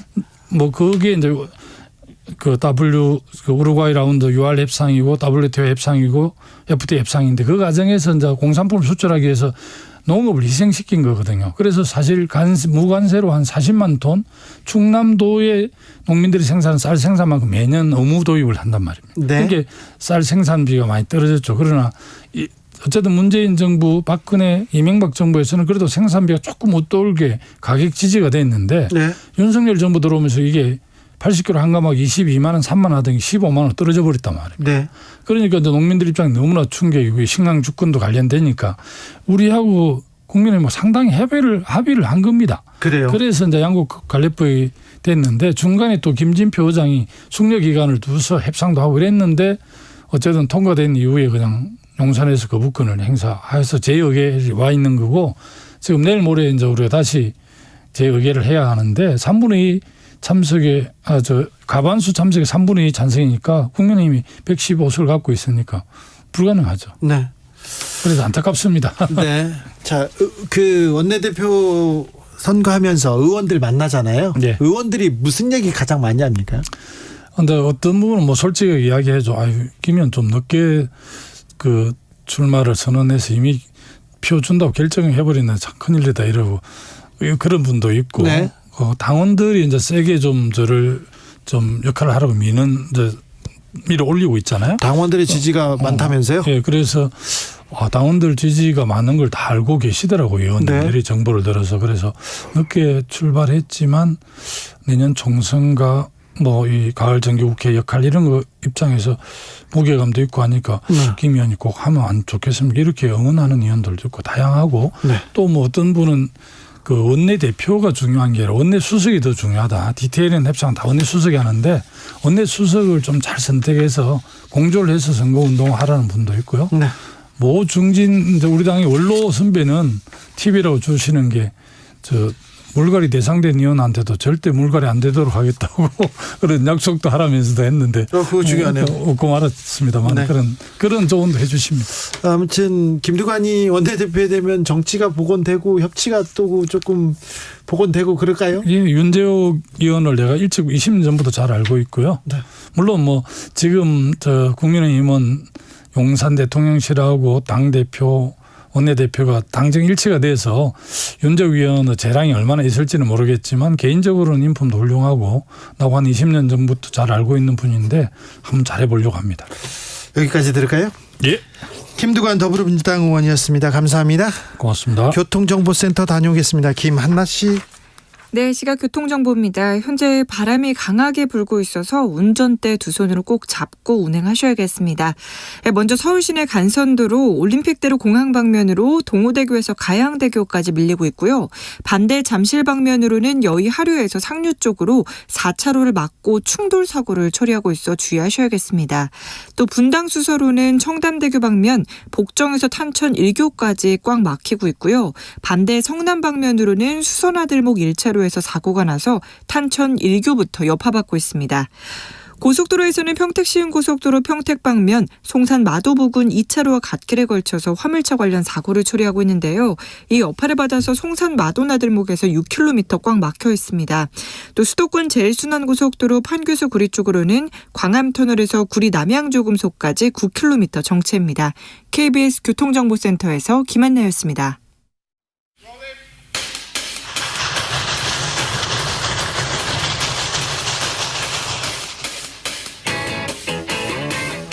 오늘도 열심히 돌아가는 여의도 정치발전소 장현장. 정치평론계 최고의 공격수 두 분 모셨습니다. 장성철 공론센터 소장 어서 오세요. 요즘 공격할 게 없어가지고요. 네. 수비수 해야 될 것 같습니다. 알겠어요. 수비 잘해야 될 것 같습니다. 장윤선 정치전문기자 어서 오세요. 네, 안녕하세요. 네. 수비의 난이도가 너무 높아가지고. 이거는 뭐 여야가 아니라 이건 수비하기도 어려워요. 도감청 하는데 어떻게 수비해 이거를. 안 했대잖아요. 안 했다니까. 안 했대요. 아니 그런데 미국 정보기관이 도감청을 했고 도감청 내용이 어찌 도감청을 했고 어떤 내용이 있었다 뉘앙스까지 보도가 다 되는데 안 했다 이렇게 얘기해도 되는 겁니까? 그러니까요. 정말 저는 처음 봤어요.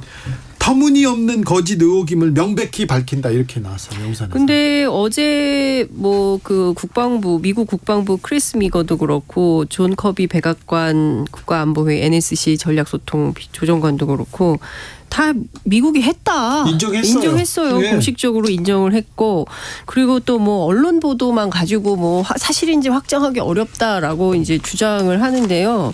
유수의 언론들이 다 똑같이 기사를 쓰고 있어요. 그러니까 이게 그냥 비단 뭐 그 무슨 NYT 그러니까 뉴욕타임스 하나만 딱 쓴 게 아니라 네. 지금 뭐 AP, 워싱턴 포스트 다 써요. 아니 미국의 언론뿐만 아니라 뭐 이집트 인디펜던트, 이코노미스트, 이란 프레스 뭐 저기 위스콘신주의 작은 지역 방송까지도 지금 다 이 뉴스를 세게 보도하고 있습니다. 왜냐하면요 자국의 정보도 뚫린 이런 거거든요. 그러니까 우리 입장에서는 동맹국을 할 수가 있어 이런 거지만 이게 한두 번이 아니기 때문에 그리고 실제로 2014년에 오바마가 사과도 했었잖아요. 그렇죠. 당시에 메르켈 그 누굽니까 마크롱 얼마나 화를 냈었습니까. 네. 실제로 그때 뭐 아직 사실관계가 공식적으로 밝혀지지 않은 상황이지만 직접 전화를 걸어서 네. 이게 뭐냐 당신들. 이거 완전히 용납할 수 없는 일이다라고 주장을 했었고 실제로 당시에 브라질 대통령이 지우마 호세프였는데 이거 당신들 문제 깨끗하게 해결되지 않으면 나 못 가. 국빈 방문 취소했었습니다. 그런데 우리는 뭐라 그러냐면 그럴 리가 없다. 예? 전 세계 언론이 다 쓰고 있는데 그래서 무슨 얘기가 나오냐. 이거 바이든 날리면 시즌2다. 이 얘기가 나오고 있습니다. 김태호 1차장이 오늘 미국 가면서 상당수가 위조됐다. 네. 미국에 전달할 입장이 없다. 이렇게 얘기를 했거든요. 그러니까요. 이건 또 무슨 말이에요? 우리가 도청을 당해서 우리가 미안한 건가? 뭐 그런 생각도 드는데 우리가 미안한 거예요? 저는 국민의힘에서도 참 부적절한 반응들이 많이 나오고 있어서 상당히 좀 우려스럽고 걱정이 많이 된다. 국민들을 바보로 아는 것이냐 그런 생각까지 드는데 국민의힘 의원 중에 신원식 의원이라고 있잖아요. 군인 출신. 네, 장군 출신인데 오늘 이런 말을 해요. 난 도대체 이런 말을 어떻게 할 수가 있나라는 생각이 드는데 정보 수집은 아군도 포함한다. 알아도 아는 채 않는 것이 성숙한 태도다. 그러니까 우리가 도청을 당하더라도 저 아침에 저도 그거 듣다가 빵 터졌어요. 아는 척을 안 해야 되는구나. 그러니까 알아도 모르는 척하고 그러면은 되고. 북한이나 중국이나 일본이 도청을 해도 우리는 그냥 그래. 저 국가들은 항상 도청을 하니까 우리는 그냥 그런가 보다. 그런데 이게 그러면은 예를 들면 독일과 호주는 사과를 요구하고 있잖아요. 네. 그럼 거기는 미성숙한 나라예요? 예. 맞아요? 그런가 봅니다. 미성숙해요? 신원식 의원의 주장에 따르면. 아니 말을 하지 말든가. 이게 국민들이 이 말을 듣고 어떻게 생각을 하겠냐고요. 저 정말 너무 답답해요, 진짜. 서방의 분열을 노리는 러시아의 음모다 이렇게 정리하고 넘어가는. 러시아의 음모. 근데 사실 지금 도감청 의혹은 사실 우리가 원본을 갖고 있지 않기 때문에 그렇다면 그런 거다 이렇게 얘기할 수밖에 없다라는 얘기도 사실은 전문가들 사이에서는 나옵니다. 그런데 앞서 말씀하신 대로 해당 문건 상당수가 위조됐다라고 하는 건 좀 이상하게 뉴욕타임스에서 공개한 건 2건이에요. 그리고 전반적으로 지금 얘기한 거는 리크된 문건이 한 100여 건 되기 때문에 이걸 벌써 다 파악했다는 건지 그것도 좀 이상하잖아요. 그러니까 사실관계를 좀 이렇게 연결을 해보면 잘 안 맞는 구석이 너무 많은 거죠. 그런데 참 도감청 의혹은 터무니없는 거짓 의혹이다. 명백히 밝힌다. 이렇게 얘기를 한단 말이에요. 용산 대통령실에서. 예. 근데 미국 국방부 대변인은 어제 기자들한테 매우 민감한 기밀 정보가 대중에게 유출됐다. 네. 이것은 국방부와 다른 미국 정부 기관들이 해온 작업을 알리는 데 사용한 매우 민감한 기밀 문건이다. 자기네들 문건이라고 이게 자백을 했잖아요. 네. 근데 아니래요. 우리 그러니까요. 용산은. 나 이거 어떻게 해석을 해야 돼요, 이거를? 이건 방어도 안 돼요? 그러니까 아니 그러니까 좀 자존심 상합니다. 도청을 도청이라 하지 못하고 네. 감청을 감청이라 못하고. 네.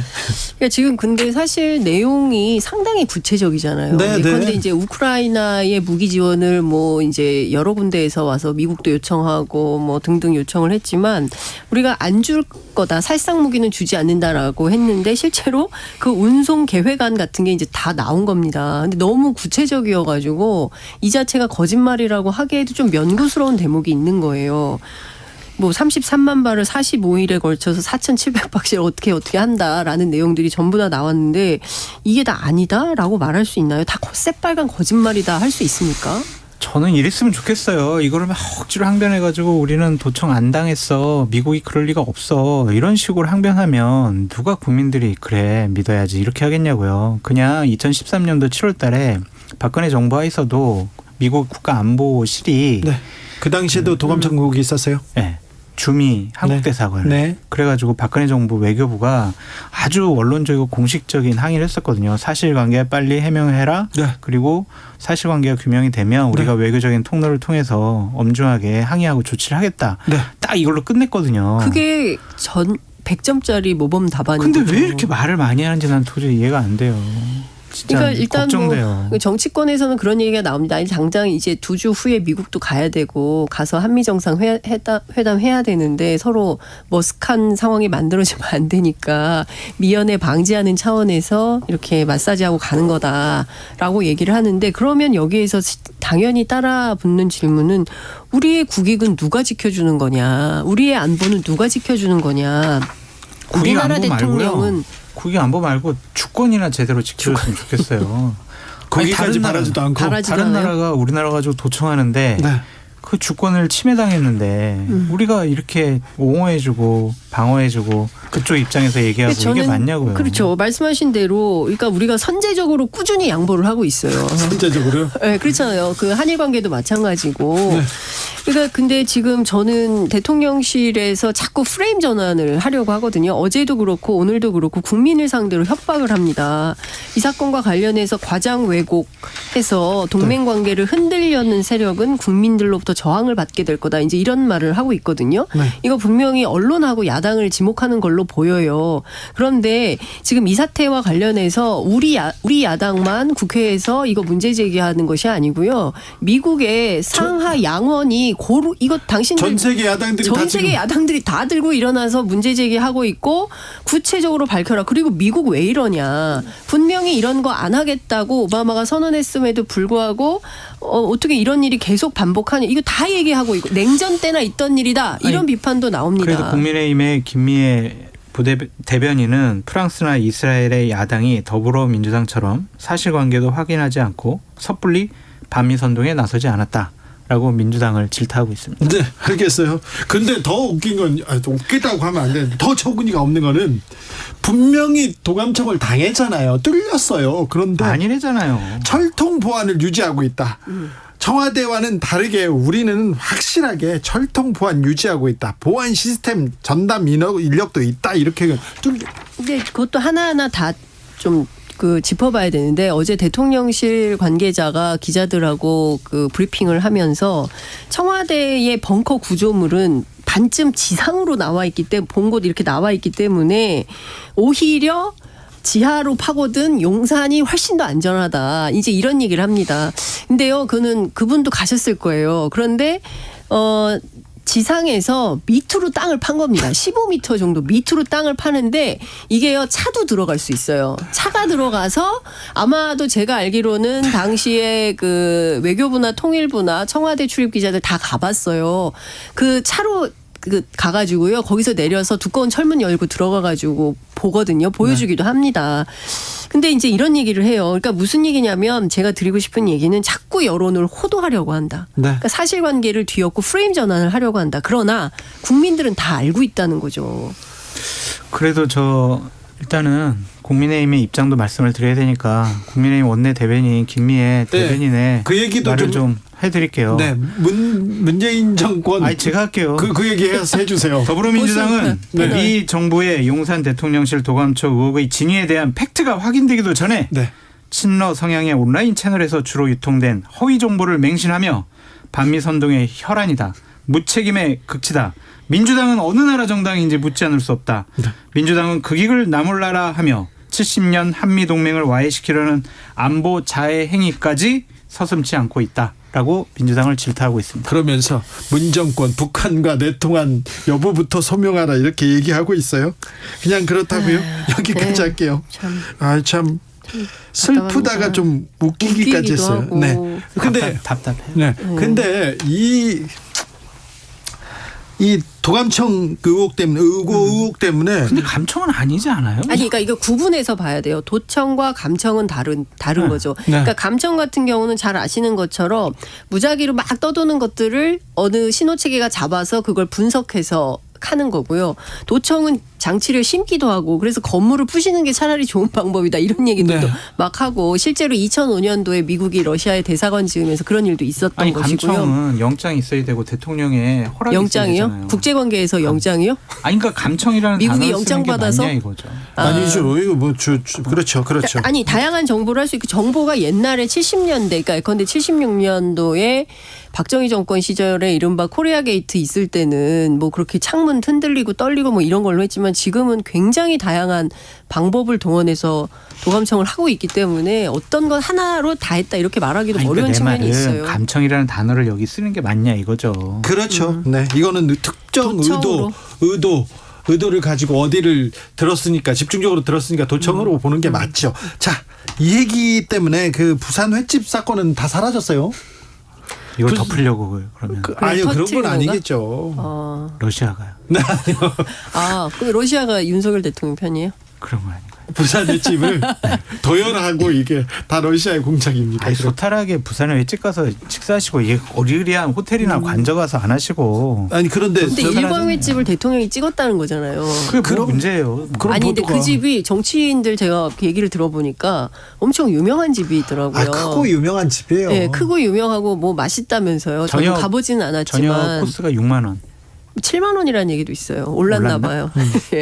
근데 여하튼 그게 아니라 뭐 배를 가지고 있어서 다 자연산이다 뭐 이런 얘기도 있고. 그런데 유명한 집에 거기까진 갔는데요. 자꾸 그 경호상 문제가 나오고 왜 또 대통령이 회식하는 자리를 보내 이런 얘기도 나오는데요. 이용 국민의힘 의원 이분은 윤석열 후보 대통령 후보에 수행을 했던 측근에서 보좌했던 그런 분인데요. 누군가 의도적으로 논란 만들려고 찍은 것 같다. 의도한 샷인 것 같다. 이런 얘기를 했더라고요. 시민이 올린 거예요. 시민들이 와 대통령이다 이러면서 아니 그건 대통령실에서도 얘기했어요. 대통령이 와 대통령이다 하니까 막 손 흔들고 환호하고 그랬다. 그러니까 그런 걸 찍어서 얼마나 신기하겠습니까? 부산 사람들이 우리 동네 대통령이 왔는데 막 도열하고 까만 양복 입은 사람들이 막 사진 찍고 해요. 그러면 당연히 사진을 찍어서 SNS나 뭐 커뮤니티 사이트나 이런 데 올리겠죠. 그러면서 이게 확산이 된 겁니다. 특별하게 뭐 어느 특정한 사람이 뭐 특정한 야당이 뭐 이렇게 한 게 아니에요. 만약에 그랬다면 경호상 구멍이 뻥 뚫린 거잖아요. 이미 그렇죠. 그 사진이 아니라 다른 것이었다면 어떻게 됐겠습니까? 그렇죠. 이게 경호, 의전, 보안 이게 세 가지가 다 뚫렸다 이렇게 볼 수가 있는 거죠. 심각한 겁니다. 이거. 국회의원으로서 수준이 안 되면 좀 입이라도 다물고 있어라 이렇게 좀 만들고 싶어요. 얘기하고 싶은데 의도적으로 논란을 야기하기 위해서 찍었다면 그 전에 먼저 논란이 됐을 것이고 좋아요. 그 논란 만들기 위해서 찍었어요. 그렇더라도 이 경호상의 문제점은 당연히 지적받아야 되는 거 아니에요? 그렇죠. 이해가 안 돼요. 이런 식으로 프레임을 짜는 사람들. 잘못한 거 그냥 잘못했다고 하면 되거든요. 아니 근데 저는 근데 꼭 조국 전 장관 때처럼 조국 전 장관이나 가족이나 아니면 민주당 의원들이 조국 전 장관 옹호했던 것처럼 그러한 나쁜 습성을 닮아가고 있어서 전 정말 한탄스럽습니다. 꼭 거기서 조국 전 장관은 끌고 와요? 보수 우파 패널이라 그래요. 네. 아니 근데 저는 이런 생각은 좀 듭니다. 여당이 여당을 비판할 때 그 여당이 더 근사해 보여요. 국민들 입장에서 보면. 네. 그렇지 않습니까? 네. 여야 간에 공방하고 정쟁하는 건 너무 익숙한 풍경인데요. 그건 당연한데. 예, 너무 당연하고 지당한 일인데 그런 다음에 뭐 또 짜고하는 거 아니야 이런 비판도 국민들은 하는 거 아니겠습니까? 그런데 실제로 그런 자성과 성찰이 없어요. 저는 그런 측면에서 굉장히 이렇게 지지율도 낮고 국정운영과 관련해서 국민들이 비호감 지수가 높아지고 소위 얘기하는 콘크리트 부정평가율이 생겼다라는 얘기까지 나오는 마당에도 우리 잘못한 거 없어요. 대통령 잘하고 있어요. 라고 감싸기만 하면 스스로 대통령을 벌거벗은 임금님을 만드는 겁니다. 되게 위험해질 수 있어요. 내부에서 잘못한 건 잘못했다고 얘기를 해야 반성하고 고치죠. 빨리 고치죠. 네, 근데 그게 아니라 괜찮아요. 이렇게 가셔도 됩니다. 지지율 더 떨어집니다. 그러니까 국민의힘도 예전에 야당일 때 조국 전 장관에 대해서 막 문재인 대통령이 마음에 빚이 있다 그러고 민주당 국회의원들이 옹호하고 정경심 교수 4년형 받아도 뭐 무죄라고 그러고 조국 전 장관 2년 구형 받고 2년 선고 받아도 뭔 잘못을 했냐라고 그러고 조민 씨는 자기는 떳떳하다 그러고 이런 것들에 대해서 국민들의 일반적인 상식에서는 이게 뭐하는 집단이야 라고 생각을 해서 정권 교체가 됐는데 지금 국민의힘이 또 똑같이 그렇게 자신들의 진영에서 벌어진 일들에 대해서는 억지로 옹호하고 얘기한단 말이에요. 왜 과거로부터 역사로부터 왜 사람들은 배우지 못할까? 이 정치인들 너무 한심해요. 왜 과거에서 왜 상대 당에서 배우지 못할까? 그런데요. 네. 국민의힘은 왜 정광훈 목사에서 헤어나지 못할까? 이거 참 미스테리입니다. 아니 저는 미스테리하지 않아요. 너무 보여요. 네. 왜냐하면 뭐 나름 혜택을 받았기 때문에 여기는 지분이 있다고 주장을 하는 것이고 이제 아스팔트 보수라고 하는 분들을 취재를 해보면 그런 얘기를 합니다. 야 우리 그 선거 때 뭐 이용하고 이렇게 할 때는 언제고 이제 와서 또 버리냐 뭐 이런 얘기도 나오기도 하고요. 근데 또 그게 무관하지 않은 게 또 김재원 전 최고. 죄송합니다. 김재원 현 최고죠. 네. 최고위원 같은 사람 가서 한번 뭐 이렇게 말도 안 되는 소리를 하고 그리고 나서 도장 찍고 인사하고 그리고 김기현 대표 태도도 너무 이상하잖아요. 그러니까 전반적으로 보면 뭔가 커넥션이 있어 보여요. 아니라고 주장은 하지만. 근데 이 고리를 끊어내지 않으면 제가 보기에는 국민의힘은 정말 다음 선거에서 많이 어려울 것 같아요.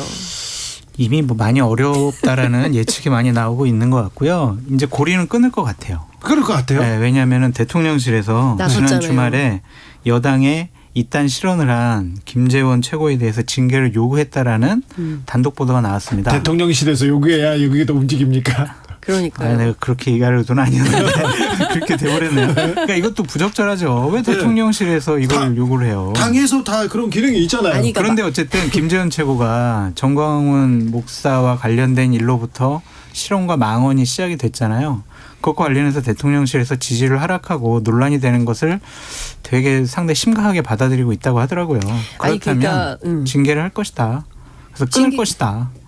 그러니까 잠깐 여러 가지로 살펴봐야 되는데요. 첫 번째, 이 사태가 터졌을 때 초기에 장성철 소장이 정말 목이 터지도록 얘기했습니다. 징계 이렇게 세게 서둘러서 빨리 해야 된다. 그래야 잘릴 수 있다. 그런데 이렇게. 문개고 안 했어요. 안 하고 있다가 대통령실에서 야 이거 안 되겠어. 지지율 계속 떨어지고 이 이미지로는 안 될 테니까 이거 징계가 필요할 것 같아 라고 얘기를 하거나 언지를 주면 또 모릅니다. 우리가 이렇게 얘기하고 나면 그런 사실 없다라고 또 입장을 밝힐 수도 있는데 여하튼 지금 상황을 놓고 보자면 대통령실에서 결재받아가지고 김기현 대표가 징계하는 수순을 밟는 것처럼 보여요. 그렇게 보이네요. 그럼요. 이렇게 네? 부인하겠어요. 기사를. 네. 그러니까요. 저도 그럴 것 같아요. 조금 있으면 부인하는 보도가 나올 것 같은데 하여튼 이런 구도가 됩니다. 그러면 김기현 대표가 맞냐? 이런 비판도 가능해질 것 같고요. 그러면 김기현 대표를 두 번 죽이는 꼴이 되는 겁니다. 저는 이런 방식으로 하는 건 진짜 옳지 않은 것 같아요. 김기현 대표가 당대표로서 제대로 된 판단을 하고 있는 것인가라는 비판을 여러 지점에서 우리가 지적을 할 수가 있잖아요. 홍준표 대구시장은 이 논란에서 절대 이렇게 목소리를 낮출 생각이 없어요. 특별히 김기현 대표한테 당신은 뭐가 엮여서 그렇게 소극적인지. 방금 전에도 또 올리셨어요. 아니 내가 진작에 하라고 그랬잖아. 왜 안 해? 이제 계속 이렇게 얘기를 하고 홍준표 대표 말은 안 듣고 대통령 말을 듣는 거야? 또 이렇게 될 수도 있겠죠. 좀 신나신 것 같아요. 네. 누가 신나요? 홍준표 시장.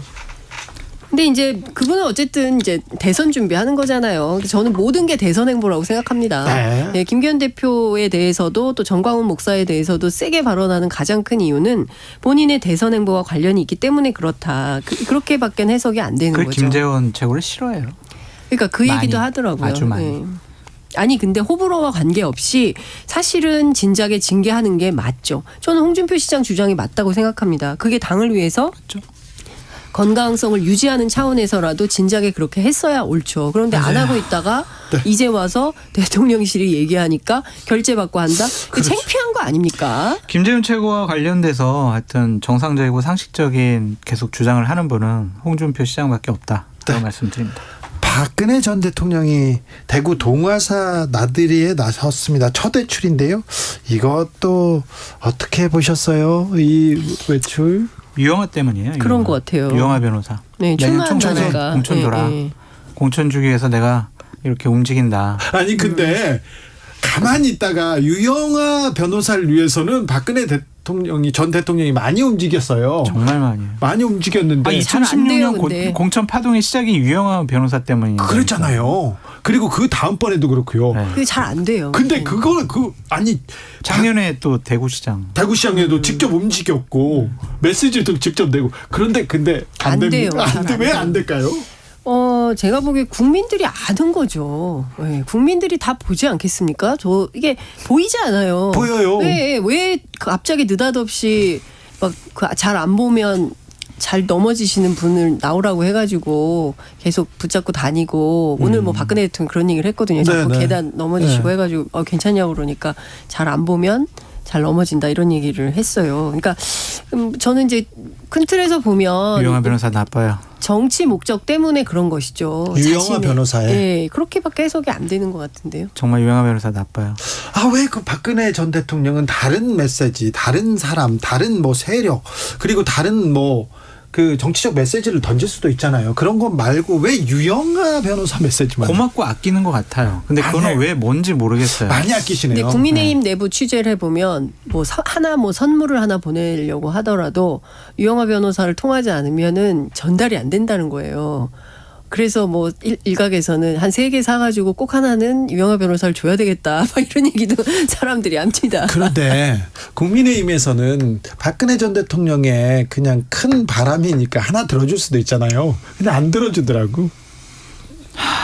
근데 박근혜 전 대통령이 아껴서 공천주라고 한 사람을 공천을 주면 네. 그게 총선 구도에 그렇게 유리할까요? 긍정적인 효과가 있을까요? 뭐 정광훈 목사한테는 10여 명 이런 얘기도 듣고. 아니, 정광훈 목사 이제 손절한대잖아요. 손절한다고요? 네. 할 수 있을까요? 합니다. 정광훈 목사 그러지 않을 거라고. 장해찬 청년 최고위원이 절대로 정광훈 목사 용서하지 않겠다라고 얘기를 했으니 본인 혼자 그러는 것 같아요. 국민의힘 내부 기조는 그런 것 같지는 않아요. 그래도 왜냐하면 장해찬 분명한 입장을 최고위원이 밝힌 거기가 그래도 대표가 아니잖아요. 대통령과 이렇게 네, 아주 가까워요? 긴밀하고 가깝다라고 얘기가 돼 있으니까. 아 그래서 징계하라고 나온 거예요. 대통령실에서 어떻게 하느냐에 따라 다르군요. 네, 그렇게. 아 그러면 장해찬 최고가 대통령실에 얘기해서 대통령실이 징계하라고 얘기했다. 요청을 해서 그러면 김기현 대표가 그렇게 한 겁니까? 추미애 장관이 생각이 나요. 소설 쓰고 계시네. 자, 민주당으로 갈게요. 네. 민주당 원내대표 누가 유리합니까? 누구 얘기 많이 나옵니까? 아니 지금 뭐 방금 뭐 김두관 의원 인터뷰하고 가셨는데요. 김두관 의원은 당원 특별히 네. 그 이재명 대표 주변 사람들 지지자한테 네 맞아요. 지지자들, 당원들, 개혁의 딸들, 따님들 뭐 이런 분들이 주로 응원을 하고 그렇다면서요. 그다음에 그 국회 안에서는 그 철험회 네. 이렇게 이제 당 내부에 좀 적극적으로 열심히 활동하시는 분들이 응원 지지하고 있습니다. 근데 작가님 너무하세요. 작가님. 아니, 그래서? 아니 작가님 너무하다는 것부터 왜요? 지적을 어느 해야 작가님이요? 돼요. 어느 작가님? 우리 여기 주진우 라이브 작가님. 왜요? 아니 지금 김두관 의원 실컷 지금 인터뷰하고 갔는데 뒤에다 이렇게 얘기하는 우리 지금 원고에 박광원, 아, 이거 왜 지적을 홍익표, 해요? 이원욱 의원 3파전이 유력한데요. 에이. 이렇게 하시면 어떻게 하냐고요. 아니에요. 이 이게 얘기하고 그냥 그 얘기하고요. 네. 그 얘기 가지는 원고대로 잘 안 하면서 작가님을 또 자, 왜 의도가 지적을 보이는 것 하세요. 아, 우리 아니, 작가, 그렇게 하면 안 되고. 우리 작가님한테 그러면 안 돼요. 네, 예. 그리고 지금 이게 좀 되는 게 그 박광원 의원은 잘 아시는 것처럼 NY예요. 네. MBC 기자 출신이고 네. 박영선 전 장관을 통해서 정치를 시작하게 된 분입니다. 그렇죠. 기자 네, 출신입니다. 기자 출신으로 이제 들어온 거고. 그리고 이낙연 선거 운동을 했었죠. 네네, 캠프에서. 그 낙연계라고 하시죠? 그리고 이제 이원욱 의원은 잘 아시는 것처럼 정세균계로 네. 분류가 돼요. 반명이라고 또. 뭐 그렇게 분류가 되죠. 네.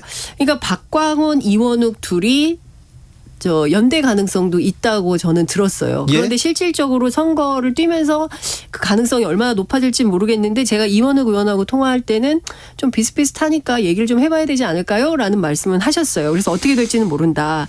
그리고 이제 김두관 의원 앞서 말씀드렸고 홍익표 의원이 이분이 처음에 정치를 386 출신이고 그렇죠. 근데 뭐 학생 운동을 했던 분은 아니에요. 그런데 이분은 주로 당 내에서 더미래 그러니까 그 저 과거에 누굽니까 갑자기 이름이 생각이 안 나네. 김근태 의장 중심으로 운동을 했던 민청년 뭐 그쪽 라인이에요. 근데 너무 옛날 얘기를 해서 그렇긴 한데 하여튼 법명으로 분류가 됩니다. 법명. 그러니까 친명 플러스 알파 정도로 생각을 하면 돼요. 그래서 큰 틀에서 보면 4파전 여기에 이제 그 밖에 2명 더 있어요. 그런데 그분들은 출마할지 안 할지 아직 결정을 안 했다고 하니까 논외로 치면 4파전이다 이렇게 볼 수 있죠. 그래도 홍익표 의원이 될 가능성이 높은 거 아니에요? 어때요? 라고들 얘기를 하는데 모르죠. 원내대표 선거는요. 당일 몰라요. 돼봐야 알아요. 몰라요. 네. 왜냐하면 그 다 헌법기관들이시기 때문에 당일 보고 본인의 또 유불리에 따라서 누가 무슨 얘기를 하느냐 본인의 공천권 이런 것들도 관련되기 때문에 거기다가 윤재욱 의원이 TK 윤재욱 의원이 원내대표 국민의힘 원내대표에 당선된 이유가 결정적인 이유가 TK 지지 기반이 윤석열 대통령이나 국민의힘의 지지 기반이 흔들린다. 그래서 여기에 표를 줬다 이런 얘기도 하던데요. 그 얘기는 사실과는 다른 사실이 것 같습니다. 아닙니까? 네.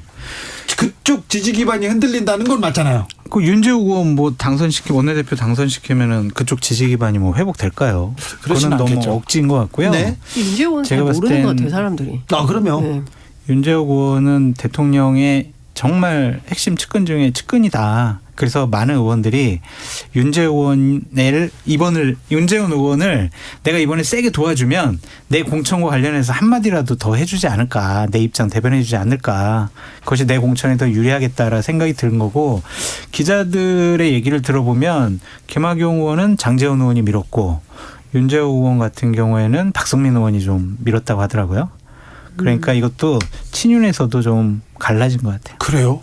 제가 듣기로는 또 김기현 대표가 뭐 밥 먹으면서 밀었다는 얘기도 있고 그러니까 굉장히 다종다기한 설들이 정치권 안에 많아요. 돌아다니는데 확인할 수는 없어요. 뭐 네. 그래서 뭐 때문에 그랬다라고 확인할 수는 없는데 기자들 공천 얘기죠. 때문인 것은 맞는 것 같아요. 예, 맞는 것 아유 같아요. 지금 의원들 다 공천이 가장 그러니까요. 중요하죠. 그거밖에는 자기 밥그릇이 없어요. 가장 중요합니다. 다른 거 별로 신경 안 쓰죠. 확실히. 그러니까 저는 참 그런 게 정치한다고 국민을 위해서 일한다고 해놓고 결국에는 직업으로서의 윤리도 속상해요. 없어요. 네. 민주당 반민운동 장성철. 하지 마시고 국익을 위해서.